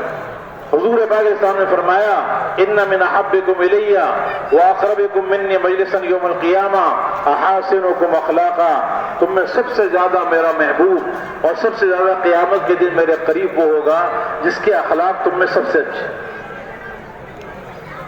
تو اپنے اخلاق کو اعلیٰ سے اعلیٰ بنانا، ہر مسلمان کا اکرام کرنا، ہر حق والے کا حق ادا کرنا، اس کی مشق کرنا، اس کو سیکھنا اور اس کی اوروں کو دعوت دینا، ہر ایک کو اچھے اخلاق بنانے کی دعوت دینا۔ اس کے بغیر کوئی دیندار بن نہیں سکتا، اس لیے اکرام کی مشق کرنی ہے اور اس کی اوروں کو دعوت بھی دینی ہے۔ اور میرے محترم دوست بزرگوں، کوئی عمل اللہ کے ہاں اس وقت تک قبول نہیں ہوتا جب تک کہ وہ عمل اللہ کی رضا کے لیے نہ ہو۔ اس لیے اپنی نیتوں میں اخلاص پیدا کرنا، جو اخلاص کے بغیر عمل کرے گا وہ کبھی اللہ کے ہاں دیندار نہیں بن سکتا۔ اس لیے اپنی نیتوں میں اخلاص پیدا کرنا، ہر عمل سے پہلے اپنی نیتوں کو ٹھیک کرنا کہ میرے عمل کرنے کی وجہ کیا ہے، عمل کرنے کا محرک کیا ہے، میں عمل کیوں کر رہا ہوں۔ اللہ کے لیے ہر عمل کرنا کہ اللہ راضی ہو جائے۔ حضرت معاذ رضی اللہ تعالی عنہ کو حضور پاک علیہ السلام نے فرمایا کہ معاذ اپنے عمل میں اخلاص پیدا کرو، اخلاص کے ساتھ تھوڑا سا عمل بھی کافی ہو جائے۔ حضرت معاذ رضی اللہ تعالیٰ عنہ کو حضور پاک علیہ السلام نے یمن بھیجا۔ جب یمن سے واپس آئے تو حضور اکرم صلی اللہ علیہ وسلم کی قبر پہ تشریف لائے، روضہ اقدس پہ حاضر ہوئے، اس لیے کہ حضرت معاذ رضی اللہ تعالیٰ عنہ اس وقت تک یمن میں تھے جب حضور پاک علیہ السلام کی وفات ہوئی تھی۔ جب واپس آئے تو آپ کی قبر پہ آ کر وہاں رونے لگے، رو رہے تھے۔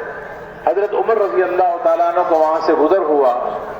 حضرت عمر رضی اللہ عنہ نے فرمایا کہ معاذ تم کیوں رو رہے ہو؟ یہ حضرت معاذ رضی اللہ عنہ وہ صحابی ہیں جن کو حضور پاک علیہ السلام نے کئی مرتبہ فرمایا کہ یا معاذ انی لاحبک، کہ معاذ مجھے تم سے بڑی محبت ہے۔ تو حضرت عمر رضی اللہ عنہ نے پوچھا کہ معاذ کیوں رو رہے ہو؟ تو فرمایا کہ مجھے وہ حدیث رلا رہی ہے جو میں نے اس قبر والے یعنی حضرت محمد صلی اللہ علیہ وسلم سے سنی۔ پھر فرمایا کہ میں نے حضور اکرم صلی اللہ علیہ وسلم سے یہ سنا کہ آپ نے یہ ارشاد فرمایا کہ ان یسیر الریاء شرک، تھوڑا سا دکھلاوا بھی شرک ہے. تھوڑا سا دکھلاوا، لوگ دیکھ کے میری تعریف کر، یہ تھوڑا سا دکھلاوا یہ بھی شرک ہے. اور فرمایا کہ اللہ تعالیٰ ان اللہ یحب الابرار الاتقیاء الاخفیاء الذین اذا غابوا لم يتفقدوا وإن حضروا لم يدعوا ولم يقربوا قلوبهم مصابيح الهدى يخرجون من كل غبراء مظلمة. فرمایا کہ بے شک اللہ تعالیٰ ان نیک لوگوں کو پسند کرتا ہے جو نیکیاں بھی خوب کرنے والے، اللہ سے بہت زیادہ ڈرنے والے اور چھپے چھپے رہنے والے. اعمال خوب کر رہے ہیں، اللہ سے ڈرنے والے بھی خوب ہیں، اعمال بھی خوب کر رہے ہیں، خوب اللہ سے ڈرنے والے، اعمال میں آگے، قربانیوں میں آگے، عبادات میں، اخلاق میں، معاملات میں، دین کے لیے قربانی کرنے میں بہت آگے.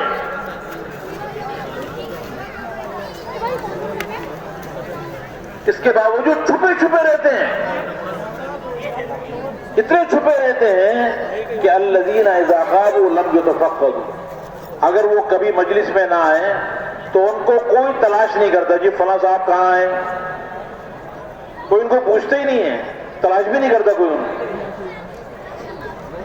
وَإِنْ حَضَرُوا لَمْ يُدْعَوْا وَلَمْ يُقَرَّبُوا، اگر مجلس میں آ جائیں تو ان کو کوئی اپنے قریب نہیں بلاتا کہ آپ آئیے، تشریف لائیے، قریب آ جائیے، کوئی ان کو جانتا ہی نہیں ہے. لیکن وہ اتنے زبردست ایسے لوگ ہیں کہ اللہ ان کو جانتا ہے. قلوبہم مصابیح الہدی، ان کے دل ہدایت کے چراغ ہیں، اتنے روشن ہیں ان کے دل جیسے چراغ روشن ہوتا ہے، ہدایت کے چراغ.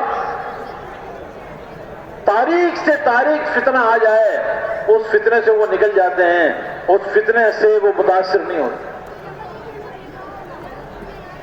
تو میرے محترم دوستو بزرگوں، اپنی نیتوں میں اخلاص پیدا کرنا. انما الاعمال بالنیات، اعمال کا دار و مدار نیتوں پر ہے. صحابہ کرام کے اخلاص کی اللہ نے گواہی دی ہے، یبتغون فضلا من اللہ ورضوانا.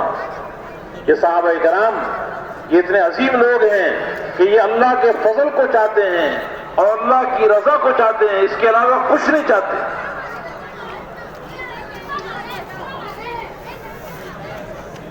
کوئی عمل اس وقت تک اللہ کے ہاں اجر دلانے کا ذریعہ نہیں بنے گا جب تک کہ وہ عمل اخلاص کے ساتھ نہ ہو.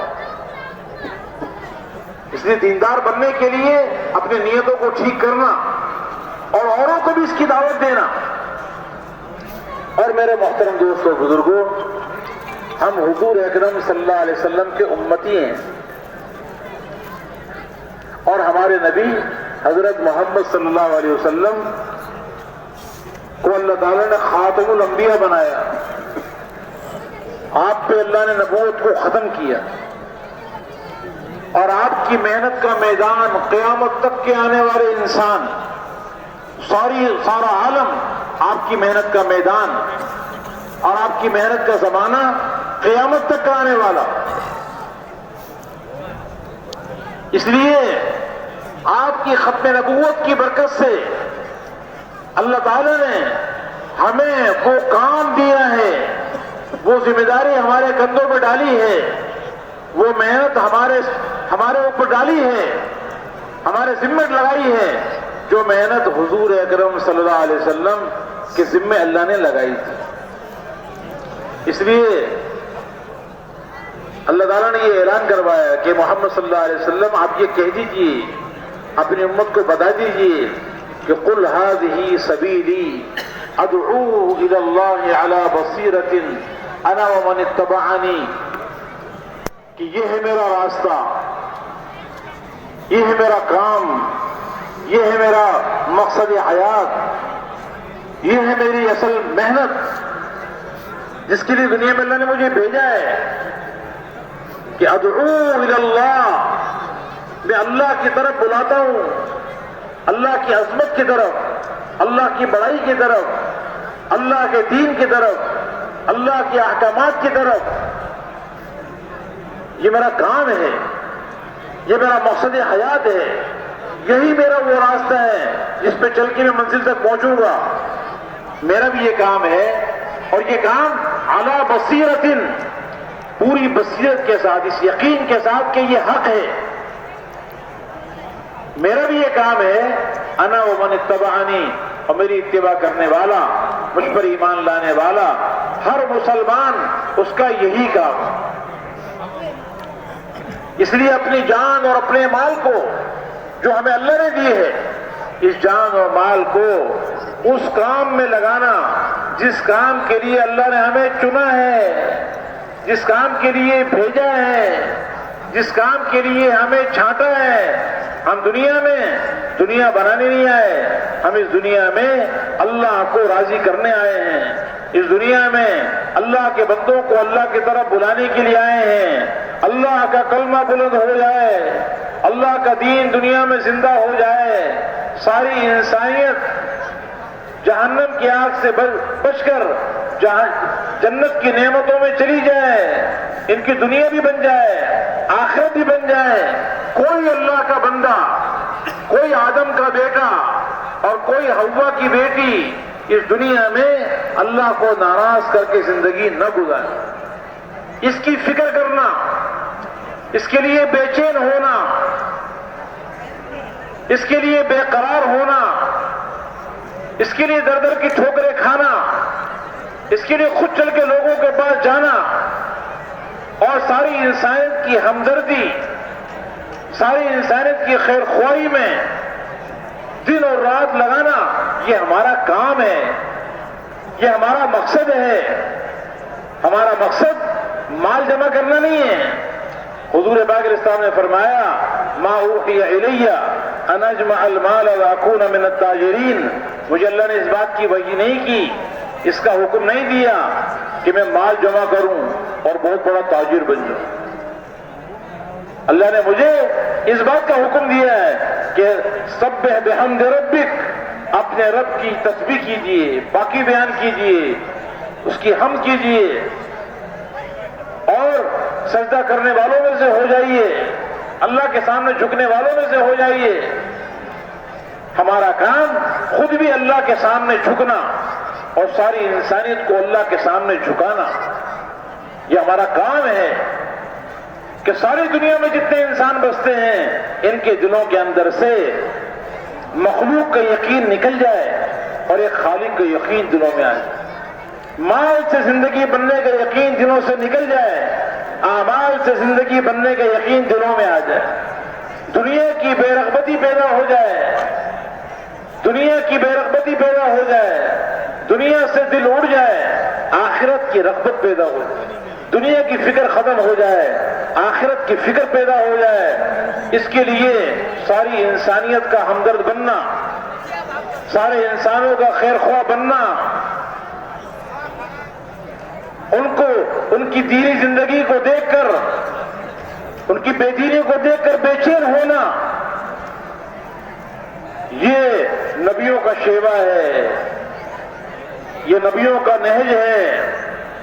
اس لیے کہ انبیاء علیہ السلام اپنی امتوں سے بہت زیادہ تعلق رکھنے والے، نبی کو اپنی امت سے اتنا زیادہ تعلق ہوتا ہے، اتنی ہمدردی اور خیر خواہی ان کے دل میں ہوتی ہے کہ کسی باپ کے دل میں اپنی اولاد کے لیے اتنی ہمدردی نہیں ہوگی جتنی ہمدردی نبی کو اپنی امتی کے لیے ہوگی۔ کسی ماں کے دل میں اپنی اولاد کے لیے اتنی شفقت اور اتنا رحم نہیں ہوتا جو نبی کے دل میں امت کے لیے شفقت اور ہمدردی ہو۔ اس لیے انبیاء علیہ السلام بے چین ہوتے ہیں اپنی امتوں کے لیے۔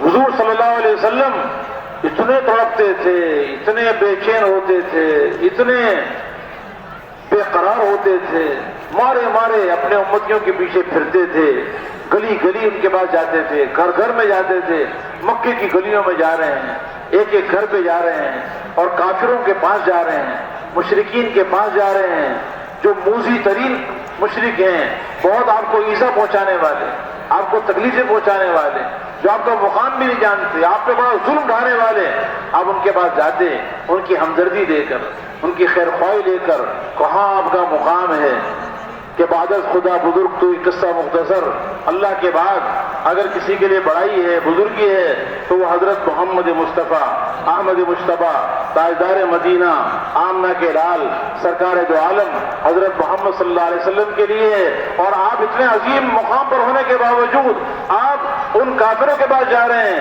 جو بتوں کی عبادت کر رہے ہیں، بتوں کی پوجا کر رہے ہیں، جو 24 گھنٹے کفر و شرک میں ڈوبے ہوئے ہیں، گناہوں میں ڈوبے ہوئے ہیں، اور جا کے ان کے پاس ان کی ہمدردی لے کر، ان کی ہدایت کی چاہت کے ساتھ، ان کے ایمان کے حریص ہو کر آپ ان کے پاس جایا کرتے تھے، اور جا کر یہ آواز لگا رہے ہیں، ان کو دعوت دے رہے ہیں، ان کو کلمہ سمجھا رہے ہیں کہ اے لوگو یا ایھا الناس قولوا لا الہ الا اللہ تفلحوا، اے لوگو لا الہ الا اللہ کہہ دو کامیاب ہو جاؤ گے۔ اللہ سے ہوتا ہے، اللہ کے غیر سے نہیں ہوتا، اور اللہ تعالیٰ کے فیصلے ملک اور مال پر نہیں ہوتے، اللہ کے فیصلے احکامات اور اعمال پر ہوتے، اس لیے اللہ کے بن کے زندگی گزارو، اللہ کو مانو اور اللہ کی مانو، اللہ کی عظمت و بڑائی اپنے دلوں میں بٹھاؤ، اور اللہ کی نافرمانی سے اپنے آپ کو بچاؤ، اللہ سے محبت کرو اور اللہ کی اطاعت کرنے والے بن جاؤ، اللہ کے بندے بن کے زندگی گزارو۔ تو حضور اکرم صلی اللہ علیہ وسلم اتنے خیر خواہ اپنی امت کے لیے، یہ خیر خواہی، یہ ہمدردی، یہ حضور صلی اللہ علیہ وسلم کی میراث ہے، یہ آپ اپنی پوری امت تک منتقل کر کے گئے ہیں، ساری امت کو خیر خواہ بنایا گیا کہ یہ امت یہ قیامت تک کے آنے والے انسانوں کی خیر خواہ بن کے زندگی گزارے گی، داعی بن کے زندگی گزارے گی۔ ہم داعی ہیں، ہم تاجر بن کے زندگی نہیں گزاریں گے، ہم زمیندار بعد میں ہیں، تاجر بعد میں ہیں، بادشاہ اور وزیر بعد میں ہیں، ہم سب سے پہلے ہم مسلمان ہیں، اللہ کے بندے ہیں، اور حضور اکرم صلی اللہ علیہ وسلم کے امتی ہیں۔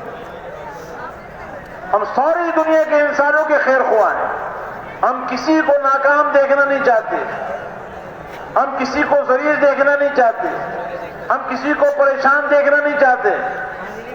یہ خیر خواہی، یہ ہمدردی، یہ اتنا بڑا عمل ہے، اتنا بڑا عمل ہے کہ اللہ تعالیٰ نے اپنے قرآن پاک میں جو سب سے افضل ترین کتاب ہے، اس کتاب کے اندر اس چیونٹی کا ذکر کر دیا جس چیونٹی نے اپنی چیونٹیوں کی خیر خواہی کی۔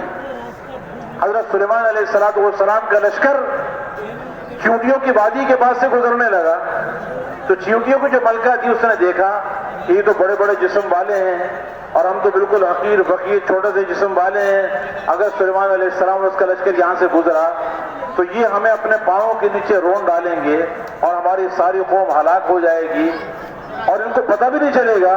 تو اس چیونٹی کے دل میں اپنی قوم کی خیر خواہی کا جذبہ اٹھا، وہ چیونٹی مکلف نہیں تھی، اس کے ذمہ خیر خواہی کا کام نہیں ہے، اگر وہ نہ کرتی تو اس کی پوچھنی ہونی تھی، لیکن وہ چیونٹی بھی چپ نہ رہ سکی، اپنی قوم کی ہلاکت اور بربادی کو برداشت نہیں کر سکی، اور اس نے ایک جملہ بول دیا اپنی زبان میں اور چیونٹیوں کو سمجھا دیا، اور اللہ نے اس جملے کو اللہ نے سن لیا۔ اس نے کیا کہا؟ وقالت نملۃ یا ایھا النمل ادخلوا مساکنکم لا یحطمنکم سلیمان وجنودہ وهم لا یشعرون، اے چیونٹیوں اپنے اپنے بلوں میں داخل ہو جاؤ، کہیں ایسا نہ ہو سلیمان علیہ السلام اور اس کا لشکر تمہیں پاؤں کے نیچے رون ڈالے اور ان کو پتہ بھی نہ چلے۔ اللہ کو یہ چیونٹی کا بول خیر خواہی کا اتنا پسند آیا کہ اللہ نے اس کو اپنے قرآن کی آیت بنا دی۔ پوری سورت کا نام ہی چیونٹی کے نام پر، سورہ نمل، پوری سورت کا نام ہی اس چیونٹی پر رکھ دیا گیا۔ گویا کہ وہ چیونٹی ہم اور آپ کو اور اس امت کے نوجوانوں کو اور بوڑھوں کو، اس امت کے تاجروں زمینداروں کو، اس ساری کی ساری امت کو وہ چیونٹی اپنے زبان حال سے کہہ رہی ہے کہ امت محمد تمہیں تو اللہ نے پہلے ہی خیر خواہی کے کام کے لیے کیا ہے. میں تو چیوٹی ہو کر بھی، حالانکہ مجھے اس کام کے لیے بنایا نہیں گیا، یہ میری ذمہ داری نہیں ہے کہ اگر کوئی چوٹی مر جاتی تو مجھ سے پوچھا نہیں جاتا، لیکن اس کے باوجود میں بھی اپنی قوم کی ہلاکت و بربادی کو دیکھ نہ سکی، اور میں نے بھی ایک جملہ ایسا بول دیا جس سے اپنے ساری کی ساری قوم کو ہلاکت سے بچا لیا. تمہیں تو اللہ نے پیدا اس کام کے لیے کیا ہے. تمہارے سامنے لاکھوں ہزاروں لاکھوں انسان، اس امت کے نوجوان، اس امت کے بوڑھے، اس امت کی عورتیں، اس امت کے تاجر اور زمیندار، وہ اللہ کی نافرمانی کر کر کے، اللہ کے احکامات کو توڑ توڑ کر، اللہ کے حکم کے خلاف زندگی گزار کے نمازیں چھوڑ رہے ہیں اور زکوٰۃ چھوڑ رہے ہیں اور روزہ چھوڑ رہے ہیں، حج فرض ہوا پڑا ہے، حج ادا نہیں کر رہے، تجارت پہ جھوٹ بول رہے ہیں اور زمینداری کے اندر عشر ادا نہیں کر رہے ہیں. تمہارے سامنے احکامات کو توڑ رہے ہیں، گناہوں کی گندگی میں ڈوبے ہوئے ہیں. تم مجھ سے بھی زیادہ عاجز آ گئے. ایک جملہ تمہاری زبان سے نہیں نکل رہا کہ دیکھو بھائی، اپنے آپ کو ہلاکت میں مت ڈالو. اللہ کی نافرمانی کرنا اپنے آپ کو ہلاکت میں ڈالنا. ایک حدود پہ خیر خواہی کی.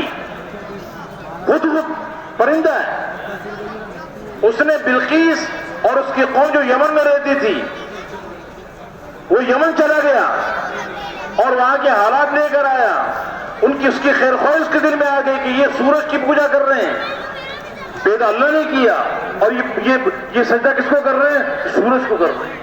اللہ نے نعمتیں دی، اللہ کی عبادت کرنے کے بجائے یہ سورج کے پجاری بنے ہوئے ہیں. تو اس کے دل میں اپنے بلقیس اور اس کی قوم کی ہدایت کا جذبہ اٹھا، خیر خواہی کا جذبہ اس کے دل کے اندر آیا. سلیمان علیہ السلام کو آ کر اس نے بتایا. سلیمان علیہ السلام نے دعوت نامہ دے کے دوبارہ بھیجا. اس کا یمن جانا، فلسطین سے یمن جانا، پھر واپس آنا، پھر دوبارہ جانا، پھر واپس آنا، یہ پورا سفر اللہ نے قرآن میں ذکر کیا. اور سلیمان علیہ السلام کا اس کو دعوت دینا بلقیس کو، اور انہوں نے اس کو دعوت دی اور وہ قوم، بلقیس بھی اس کی قوم مسلمان ہو گئی. یہ خیر خواہی کا سارا واقعہ ایک پرندے کے ذریعے وجود میں آیا. پرندے کے دل میں خیر خواہی پیدا ہوئی. اللہ نے اس کا ذکر بھی اپنے قرآن میں کر دیا. اللہ کو یہ خیر خواہی اتنی پسند ہے، وہ پرندہ اپنے زبان حال سے کہہ رہا ہے کہ دیکھو میں اکیلا، میں نے اتنا لمبا سفر کیا، 3000 کلومیٹر جانا، 3000 کلومیٹر واپس آنا، پھر دوبارہ جانا، تقریباً 11-12 ہزار کلومیٹر کا گشت میں نے اکیلے نے کیا ہے. تمہارے لیے گشت کرنا اپنے محلے میں مشکل ہو رہا ہے، اپنے شہر میں جانا مشکل ہو رہا ہے، اپنے ملک میں جانا مشکل ہو رہا ہے. تم تو حضرت محمد صلی اللہ علیہ وسلم کے حدود بن کر پوری دنیا میں اللہ کے پیغام کو لے کر جاؤ، اور ساری دنیا کے انسانوں کو اللہ کی نافرمانی سے بچا کر اللہ کی فرما برداری پر ڈالنے والے بنو. تمہیں تو اللہ نے ساری امت کے لیے بھیجا ہے. یہ پرندے نے خیر خواہی کی، اللہ نے اس کا بھی ذکر قرآن میں کر دیا. ایک لکڑی کا کام کرنے والا حبیب نجار، جو انطاکیہ شہر کے کونے میں رہتا تھا، اس کے شہر میں اللہ نے 2 نبیوں کو بھیجا. انہوں نے جا کے اس کی قوم کو دعوت دی، قوم نے انکار کیا. اللہ نے تیسرا نبی بھیج دیا، اور قوم پھر بھی انکار کرتی رہی اور نبیوں کو تکلیف پہنچاتی رہی. یہ حبیب نجار لکڑی کا کام کرنے والا، کوئی اس کا مقام نہیں ہے، کوئی اس کو لوگ جانتے نہیں ہیں، بالکل غیر معروف آدمی ہے. اس سے پتہ چلا یہ دوڑتا ہوا آیا اور اپنی قوم کو کہا کہ ارے میری قوم، تم یہ کیا کر رہے ہو؟ یہ اللہ کے بھیجے ہوئے لوگ ہیں، ان کی بات کا انکار کر رہے ہو. جس کو اللہ بھیجتا ہے، جو اللہ کی طرف سے بھیجا ہوا ہوتا ہے، اس کے ساتھ بھیجنے والے اللہ کی طاقت ہوتی ہے. ان کے مقام کو پہچانو. تم ان کی بات کو تمہیں ماننا چاہیے، ان کی بات کا انکار نہ کرو. اس لیے کہ یہ تمہارے خیر خواہ ہیں، تم سے پیسہ نہیں مانگتے، روٹی نہیں مانگتے، یہ تو اپنی جان اپنا مال لگا رہے ہیں. تمہارے خیر خواہ ہیں، تمہارے ہمدرد ہیں، اور سر سے لے کے پاؤں تک بڑے صاف ستھرے لوگ، ہدایت یافتہ لوگ ہیں. ان کی بات کا انکار نہ کرو. اس نے اپنی قوم کو دعوت دی، اپنی قوم کو سمجھایا. قوم نے اس کی بات کو نہیں مانا. اس میں اور دعوت دینے سے ایمان اور تیز ہو گیا، یہاں تک کہ جو ایمان چھپایا ہوا تھا اپنا ایمان بھی ظاہر کر دیا. اور کسی کو کان کھول کے سن لو، میں بھی تمہارے رب پر، اپنے رب پر میں بھی ایمان لے آیا. قوم نے اس کو بھی مارا، اتنا مارا کہ وہ شہید ہو گیا. اور وہ شہید ہوتے ہوتے کہنے لگا یا لیت قومی یعلمون بما غفر لی ربی وجعلنی من المکرمین، ہائے کاش میری قوم کو پتہ چل جاتا کہ دیکھو اللہ نے مجھے معاف بھی کر دیا اور اللہ نے مجھے کتنا بڑا اکرام و اعزاز اللہ نے میرا کیا ہے۔ اللہ تعالیٰ نے اس کا سارا قصہ اپنے قرآن میں سنایا، اور قرآن کے اندر وہ سورت جو پورے قرآن کا دل ہے، سورہ یاسین، اس سورت جو قرآن کا دل ہے، اس سورت میں اللہ نے اس حبیب نجار کا واقعہ سنایا جو اس نے اپنے قوم کے ساتھ خیر خواہی کی۔ اس نے تو اپنی قوم کے ساتھ خیر خواہی کی، اور ہمیں تو اللہ نے اقوام عالم کے لیے بھیجا ہے، قیامت تک کے آنے والے انسانوں کے لیے بھیجا ہے۔ ہمارے دلوں کے اندر تو اقوام عالم کی خیر خواہی کا جذبہ ہو۔ میرے محترم دوستو بزرگوں، حضور اکرم صلی اللہ علیہ وسلم نے صحابہ کرام کا ایک مجمع تیار کیا، اپنی امت تک یہ محنت کو منتقل کیا، اور صحابہ کرام اس ذمہ داری کو انہوں نے سمجھا، اور ساری انسانیت کی خیر خواہی کو دل میں لے کر صحابہ کرام اللہ کے پیغام کو لے کر اور اللہ کے دین کو دنیا میں زندہ کرنے کے لیے مکے مدینے میں پیدا ہوئے، حجاز میں پیدا ہوئے، لیکن اللہ کے پیغام کو ساری دنیا میں عام کرنے کے لیے، ساری انسانیت کے خیر خواہی کے لیے، ساری انسانیت کی ہمدردی میں، ساری انسانیت کو جہنم کی آگ سے بچانے کے لیے مکے مدینے جیسی مقدس ترین جگہوں کو قربان کیا، بیت اللہ کی نمازیں چھوڑی، مسجد نبوی کی نمازیں چھوڑی، حضور صلی اللہ علیہ وسلم کی صحبت کو چھوڑا، اتنی پاکیزہ جگہوں کو چھوڑ کر اس کام کے لیے جس کام کے لیے اللہ نے بھیجا ہے اور چنا ہے اور چھانٹا ہے، جو کام اس امت کا امتیاز ہے، جو کام اس امت کا، اس کو اللہ نے کرنے اول کا ہیرا دیا ہے، اس کام کے لیے صحابہ کرام نکلے ہیں اور پوری دنیا میں اللہ کے پیغام کو لے کر گئے ہیں۔ جب حجۃ الوداع کے موقع پر حضور پاک علیہ السلام نے جو امت کو اجتماعی ذمہ داری منتقل کی ہے، تو حج کے مناسک ادا کرنے کے بعد صحابہ کرام جو نکلے ہیں، میرے محترم دوست بزرگوں، پوری دنیا میں صحابہ کرام کا جال پھیلا۔ 1.25 لاکھ صحابہ کرام حج میں موجود تھے، اور آج مکے مدینے میں، حجاز میں 12-13 ہزار کی قبریں وہ حجاز میں، مدینہ منورہ میں، مکہ معظمہ میں ہیں، باقی 1 لاکھ سے زیادہ صحابہ کرام ساری دنیا میں اللہ کے پیغام کو لے کے پھرتے رہے، جان بھی ساری قربان کر دی، مال بھی لگا دیا، صلاحیتیں بھی اپنی قربان کر دی، جوانیاں اپنے لگا دی، اپنے آپ کو قربان کر دیا، اس لیے کہ انہوں نے یہ فیصلہ کیا تھا کہ دنیا میں اللہ کا کلمہ بلند ہوگا، ہماری جانیں قربان ہوں گی، ہمارا مال لگے گا۔ ہم دنیا کے اندر بڑی بڑی عمارتیں بنانے نہیں آئے، ہم بہت بڑے مالدار بننے کے لیے نہیں آئے، ہمیں حکومت اور عہدے نہیں چاہیے، ہم دنیا میں اللہ کے کلمے کو بلند کرنے کے لیے آئے ہیں۔ ان کے مردوں کا بھی یہ جذبہ تھا، عورتوں کا بھی یہ جذبہ تھا، ان میں کوئی تجارت کرنے والے تھے ان کا بھی جذبہ تھا، زمینداروں کا بھی جذبہ تھا، دنیا کے جس کام میں بقدر ضرورت وہ لگے ہوئے تھے، اور اللہ کے احکامات کے مطابق زندگی کے تمام شعبوں میں وہ بقدر ضرورت لگے ہوئے تھے، لیکن زندگی کا اصل کام اور اصل مقصد اور اصل زندگی کا جو مقصود ہے وہ انہوں نے دعوت والے کام کو بنایا تھا۔ یہ دعوت اللہ نے اس میں بڑی طاقت رکھی ہے، بڑی قوت رکھی ہے۔ جب یہ دعوت وجود میں آئے گی تو اللہ تعالیٰ ساری دنیا کے باطل کو توڑے گا، اور پوری دنیا میں حق کو اللہ غالب کرے گا، اور پوری دنیا میں ایمان زندہ ہوگا، اعمال زندہ ہوں گے، نمازیں زندہ ہوں گی، اور علم زندہ ہوگا، ذکر زندہ ہوگا، روزہ و حج زندہ ہوگا، اور پوری دنیا کے اندر اچھے اخلاق عام ہوں گے، اخلاص عام ہوگا، زندگی کے تمام شعبوں میں دین زندہ ہوگا، ایمانیات کے احکامات، عبادات کے احکامات، معاملات کے احکامات، اور معاشرت کے احکامات، اور سیاست و قضا کے احکامات، سارے احکامات زندہ ہوں گے جب یہ دعوت وجود میں آئے گی۔ میرے محترم دوست بزرگوں، یہ ام الحسنات ہے، یہ دعوت ام الحسنات ہے، یہ ساری نیکیوں کی ماں ہے۔ سارے فرائض اس سے وجود میں آئے، سارے واجبات اس سے وجود میں آئے، پورا دین اس سے زندہ ہوتا ہے، سارا حرام اس سے مٹے گا۔ جب امت حرکت میں تھی اور دعوت کو لے کے دنیا میں پھر رہی تھی تو زندگی کے تمام شعبوں میں دین زندہ ہو رہا تھا، احکامات زندہ ہو رہے تھے۔ جب سے امت نے اپنے کام کو چھوڑا ہے، آج میرے محترم دوستوں بزرگوں، تین زندگیوں سے نکلنا شروع ہو، اس لیے تبلیغ میں اس بات کی محنت ہو رہی ہے کہ ہم اپنے کام کی طرف دوبارہ واپس لوٹیں، اپنی ذمہ داری کو محسوس کریں، اپنے کام کی طرف دوبارہ واپس آئیں. اللہ نے ہمیں بہت بڑا مقام دیا ہے. مولانا الیاس صاحب رحمۃ اللہ علیہ فرمایا کرتے تھے کہ اللہ نے مجھے قرن اول کا ہیرا دے دیا اور فرمایا کہ میں اس کام کو کار نبوت سمجھتا ہوں.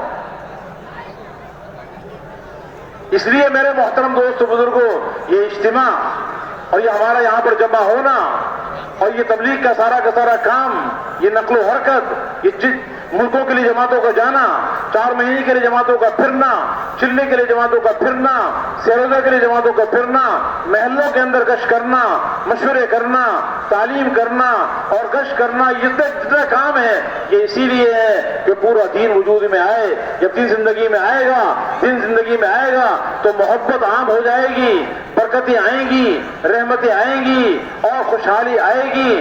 زندگی اللہ بنائے گا، تاجروں کی زندگی میں سچائی آئے گی، امانت داری آئے گی، مزدوروں کی زندگی کے اندر امانت داری آئے گی، حاکم کی حکومت میں پورا دین زندہ ہوگا، عدل زندہ ہوگا، امانت زندہ ہوگی، سچائی دنیا کے اندر عام ہوگی اور آپس کی بھائی چارگی عام ہوگی، علم زندگی کے اندر آئے گا اور ساری دنیا امن کا گہوارہ بن جائے گی.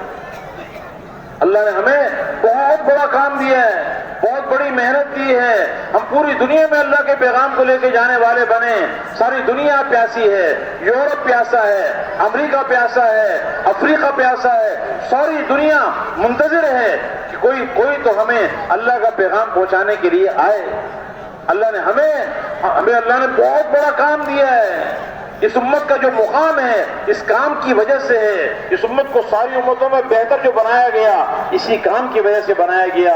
کنتم خیر امت اخرجت للناس تأمرون بالمعروف وتنہون عن المنکر. تم سب سے بڑھیا امت ہو، سب سے بہتر امت ہو، سب سے افضل امت ہو، سب سے اشرف اور اعلیٰ ہو. کیوں؟ اس لیے کہ تمہیں ساری انسانیت کے نفع کے لیے نکالا گیا ہے. تم نیکیوں کو پھیلاؤ گے، برائیوں کو مٹاؤ گے، اللہ پر ایمان رکھو گے. یہ ہمارا کام ہے. اس کام کی وجہ سے اللہ نے مقام دیا ہے. مقام ملتا ہے کام کی وجہ سے. جتنا بڑا مقام ہوگا اتنا بڑا کام ملے گا. یہ دنیا کی زندگی بہت تھوڑی ہے، بہت مختصر ہے، بہت جلدی ختم ہو جانے والی ہے. میرے محترم دوست بزرگوں، آج دنیا نے ہمارے اوپر پنجے گاڑے ہوئے ہیں. دنیا کی محبت دلوں کے اندر گھس گئی. اس لیے آج اللہ کے دین کے کام کو کرنے میں آج ہمیں مشکل پیش آ رہی ہے. یہ دنیا چھوڑ کے جانا ہے. حضور پاک علیہ السلام فرما رہے ہیں حضرت عبداللہ بن عمر رضی اللہ عنہ کو کہ جب تم صبح کر لو تو شام کا انتظار نہ کرنا، شام کر لو تو صبح کا انتظار نہ کرنا. اللہ نے موقع دیا ہے، یہ زندگی دی ہے، یہ زندگی قیمتی بن جائے. یہ جب قیمتی بنے گی جب اس زندگی کے اندر ہم اس کام کو اپنا کام بنائیں گے. دین اپنے ذات کے اعتبار سے دیندار بننا اور پورے دین کو زندگی میں لانا اور اوروں کو بھی دیندار بنانے کی محنت کرنا. اپنی ذات سے لے کر اپنا گھر، اپنا محلہ، اپنا شہر، اپنا ملک اور پھر پوری دنیا میں اللہ کے پیغام کو لے کے پھرنا تاکہ ساری دنیا کے اندر یہ روشنی عام ہو جائے، ساری دنیا میں اللہ کا دین زندہ ہو جائے. اس کے لیے قربانیاں کرنا، اس کے لیے اپنی جان و مال کو لگانا. یہ جان و مال یہ اللہ نے دیے، اللہ کی دی ہوئی امانت ہے. اور اللہ تعالیٰ خود فرما رہے ہیں کہ میں نے ایمان والوں کی جان و مال کو جنت کے بدلے خرید لیا. اللہ کتنے قدردان. بھئی اپنی چیز کو کوئی خریدتا ہے؟ یہ جان کس نے دی؟ اللہ نے دی ہے نا. مال کس نے دیا ہے؟ یہ بھی اللہ نے دی ہے. جان بھی اللہ کی امانت اور مال بھی اللہ کی امانت. اپنی امانت آپ کسی کے پاس رکھوائیں تو جب وہ لینے کے لیے آپ جائیں گے تو اس کے بدلے میں کچھ دینا ہوگا. اس کو خریدیں گے آپ جا کے یا کہیں گے میری امانت واپس کرو؟ اللہ کی جان بھی اللہ کی امانت، مال بھی اللہ کی امانت. تو اللہ تعالیٰ تو اگر چاہیں تو کہیں بھی یہ امانت مجھے واپس کرو. لیکن اللہ اتنے بڑے سخی ہیں، اتنے قدردان ہیں کہ اللہ تعالیٰ فرما رہے ہیں چلو یہ جان میں نے دی تھی نا، مال بھی میں نے دیا تھا لیکن تمہیں دیا ہے، چلو یہ تمہارا ہو گیا، اب مجھے بیچ دو. میں تمہاری جان خریدنا چاہتا ہوں، تمہارا مال خریدنا چاہتا ہوں اور اس کے بدلے میں تمہیں کیا دوں گا؟ اس کے بدلے میں تمہیں جنت دوں گا. یہ جان میرے دین پر لگا دو، یہ مال میرے دین پر لگا دو، میرے دین کو دنیا میں زندہ کرنے پر لگا دو. اس کے بدلے میں تمہیں جنت دوں گا. دنیا کے اندر دنیا کے گارے مٹی کے مکان کو قربان کیا، اس کی جدائی کو برداشت کیا دین کے لیے، دین کی محنت کے لیے. جنت میں اللہ تعالیٰ سونے چاندی کے محلات میں جگہ دے، جس کی ایک اینٹ سونے کی ایک چاندی کی، اس کا گارا مشک کا، اس کی کنکریاں موتی کی، اور اس کی گھاس زعفران کی اللہ نے بنائی۔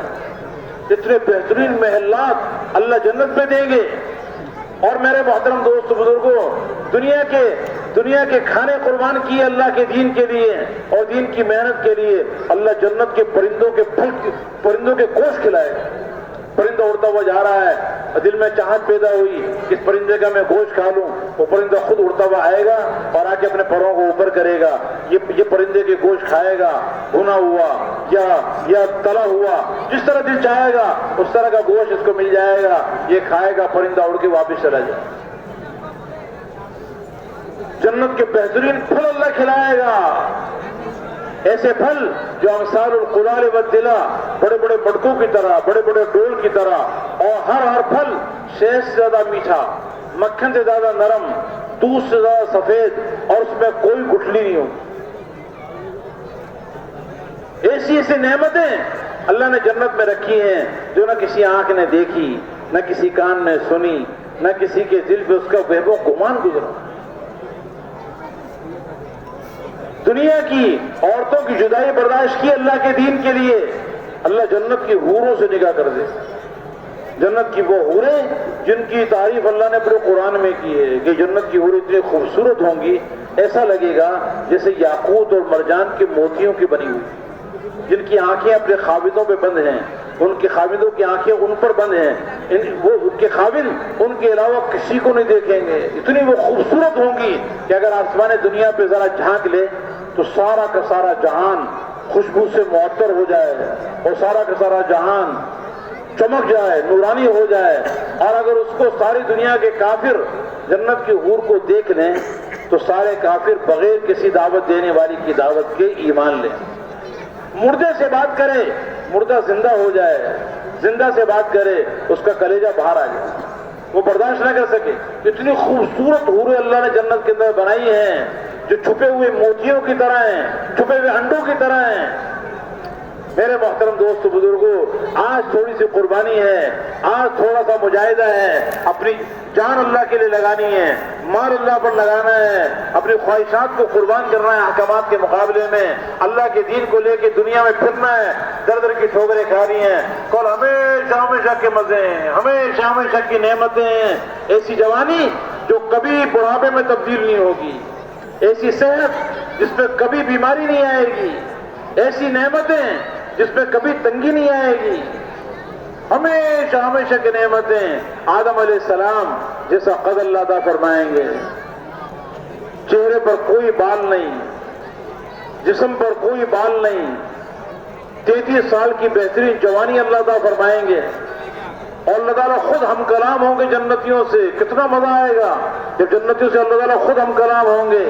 میرے محترم دوست بزرگوں، یہ دنیا یہ خواہشات پورا کرنے کی جگہ نہیں ہے، خواہشات پورا کرنے کی جگہ جنت، یہ تو گزارے کی جگہ ہے، یہ تو گزارے کے لیے ہے، یہاں گزارا کرنا ہے اور اصل آخرت کو سامنے رکھ کے چلنا ہے کہ ہماری بھی آخرت بن جائے، ساری دنیا کے انسانوں کی آخرت بن جائے، اللہ ہم سے بھی راضی ہو جائے اور ساری دنیا کے انسانوں سے اللہ تعالیٰ راضی ہو جائے۔ ہمارے عزائم دنیا کے نہیں ہیں، ہمارے عزائم آخرت کیوں؟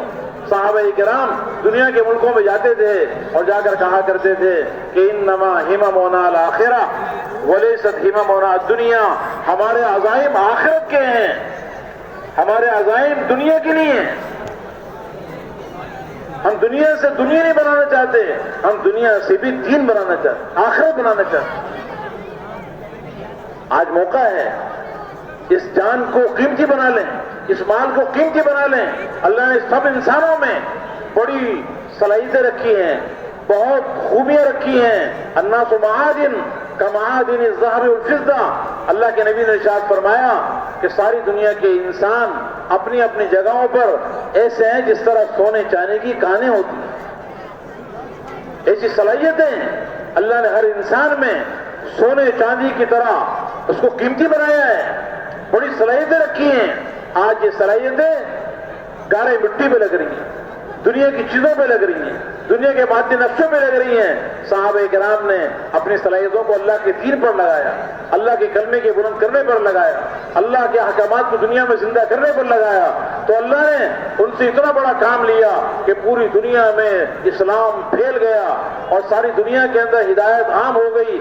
آج صحابہ کرام اپنی قبروں میں ہیں، لیکن جتنا اسلام دنیا میں پھیلا ہوا ہے، جتنے اعمال ہو رہے ہیں، جتنی نمازیں پڑھی جا رہی ہیں، ذکر کیا جا رہا ہے، علم سیکھا جا رہا ہے، اخلاق اور نماز اور روزہ اور حج اور زکوٰۃ اور دین کے سارے شعبے، زندگی کے تمام شعبوں میں جتنا دین ہے، اس سب کا ثواب صحابہ کرام کے اعمال نامے میں جا رہا ہے۔ تو ہم بھی ان خوش قسمت انسانوں میں سے بنیں کہ دنیا سے چلے بھی جائیں تو ہمارا اعمال نامہ بند نہ ہو، ہم اپنا اعمال نامہ بند کر کے نہ بنیں، اپنا اعمال نامہ کھول کے بنیں، اس کے لیے ہم عزم کریں اور نیت کریں کہ انشاءاللہ ہم نے اپنی ساری کی ساری زندگی اللہ کے دین کو سیکھنے میں، دین پر عمل کرنے میں اور دین کو ساری دنیا میں پھیلانے پہ لگانے۔ اس کے لیے تیار ہے نا انشاءاللہ؟ یا تو اللہ کا دین دنیا میں زندہ ہوگا یا ہماری خبریں پوری دنیا میں بنیں گی۔ تو کون کون نیت کرتا ہے پوری زندگی لگانے کی، پوری جان لگانی ہے، پورا مال لگانا ہے؟ ہماری زندگی ہے اسی لیے ہم دنیا کے اندر آئے ہیں۔ اب بتاؤ بھائی، اس مجمع کے اندر وہ خوش قسمت انسان، بہت بڑی بات ہے، اتنا بڑا مجمع اجتماع کے لیے یہاں پر آیا ہوا ہے۔ یہ مجمع جو آیا ہوا ہے یہ اسی لیے آیا ہوا ہے، اس اجتماع سے یہ مقصود ہے کہ ہمارا اندر کا یقین بدلے، ہمارا اندر کا جذبہ بدلے، دنیا کی محبت دلوں کے اندر سے ختم ہو، آخرت کی فکر پیدا ہو اور دین زندگیوں کے اندر آئے، اللہ کے احکامات زندگیوں کے اندر آئے، اور ہر آنے والا، ہر اجتماع میں آنے والا وہ حضور اکرم صلی اللہ علیہ وسلم کا امتی بن کر، داعی بن کے پوری دنیا میں اللہ کے پیغام کو لے کے جانے والا بن جائے۔ اس کے لیے نقد اللہ کے راستے میں نکلنا، یہ اجتماع اللہ کے راستے میں نکلنے کے لیے ہے۔ یہاں سے جماعتیں بن کر پوری دنیا کے ملکوں میں جائیں، ایک سال کے لیے، 7 مہینے کے لیے اور 4 مہینے کے لیے پاکستان کے اندر، ایک سال اندر ملک کے لیے پاکستان کے اندر 4 مہینے کی جماعتیں، چلوں کی جماعتیں، یہ جتنا مجمع آیا ہوا ہے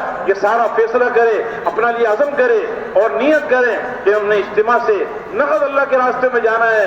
یہاں سے جماعتیں بن کے پوری دنیا کے اندر جا رہی ہوں، پاکستان میں بھی جماعتیں پھر رہی ہوں۔ اس کے لیے بتاؤ بھائی، کون کون ایسے بھائی ہیں جن کے دلوں میں اللہ نے اس کام کی حقانیت کو ڈال دیا ہے؟ اب وہ تاخیر نہیں کریں گے، بہت تاخیر ہو گئی، بہت دیر ہو گئی۔ ایسا نہ ہو کہ موت آ جائے اور میرے محترم دوست بزرگوں ہم اس محنت کو نہ کر سکیں تو بعد میں بڑا پچھتاوا ہوگا، بہت افسوس ہوگا۔ آج اللہ نے موقع دیا ہے، اب دیر نہ کریں اور جماعتیں بنا کے ملکوں میں جائیں۔ اس کے لیے فرمائیں بھائی، کون کون ساتھی نقد تیار ہیں ملکوں میں جانے کے لیے؟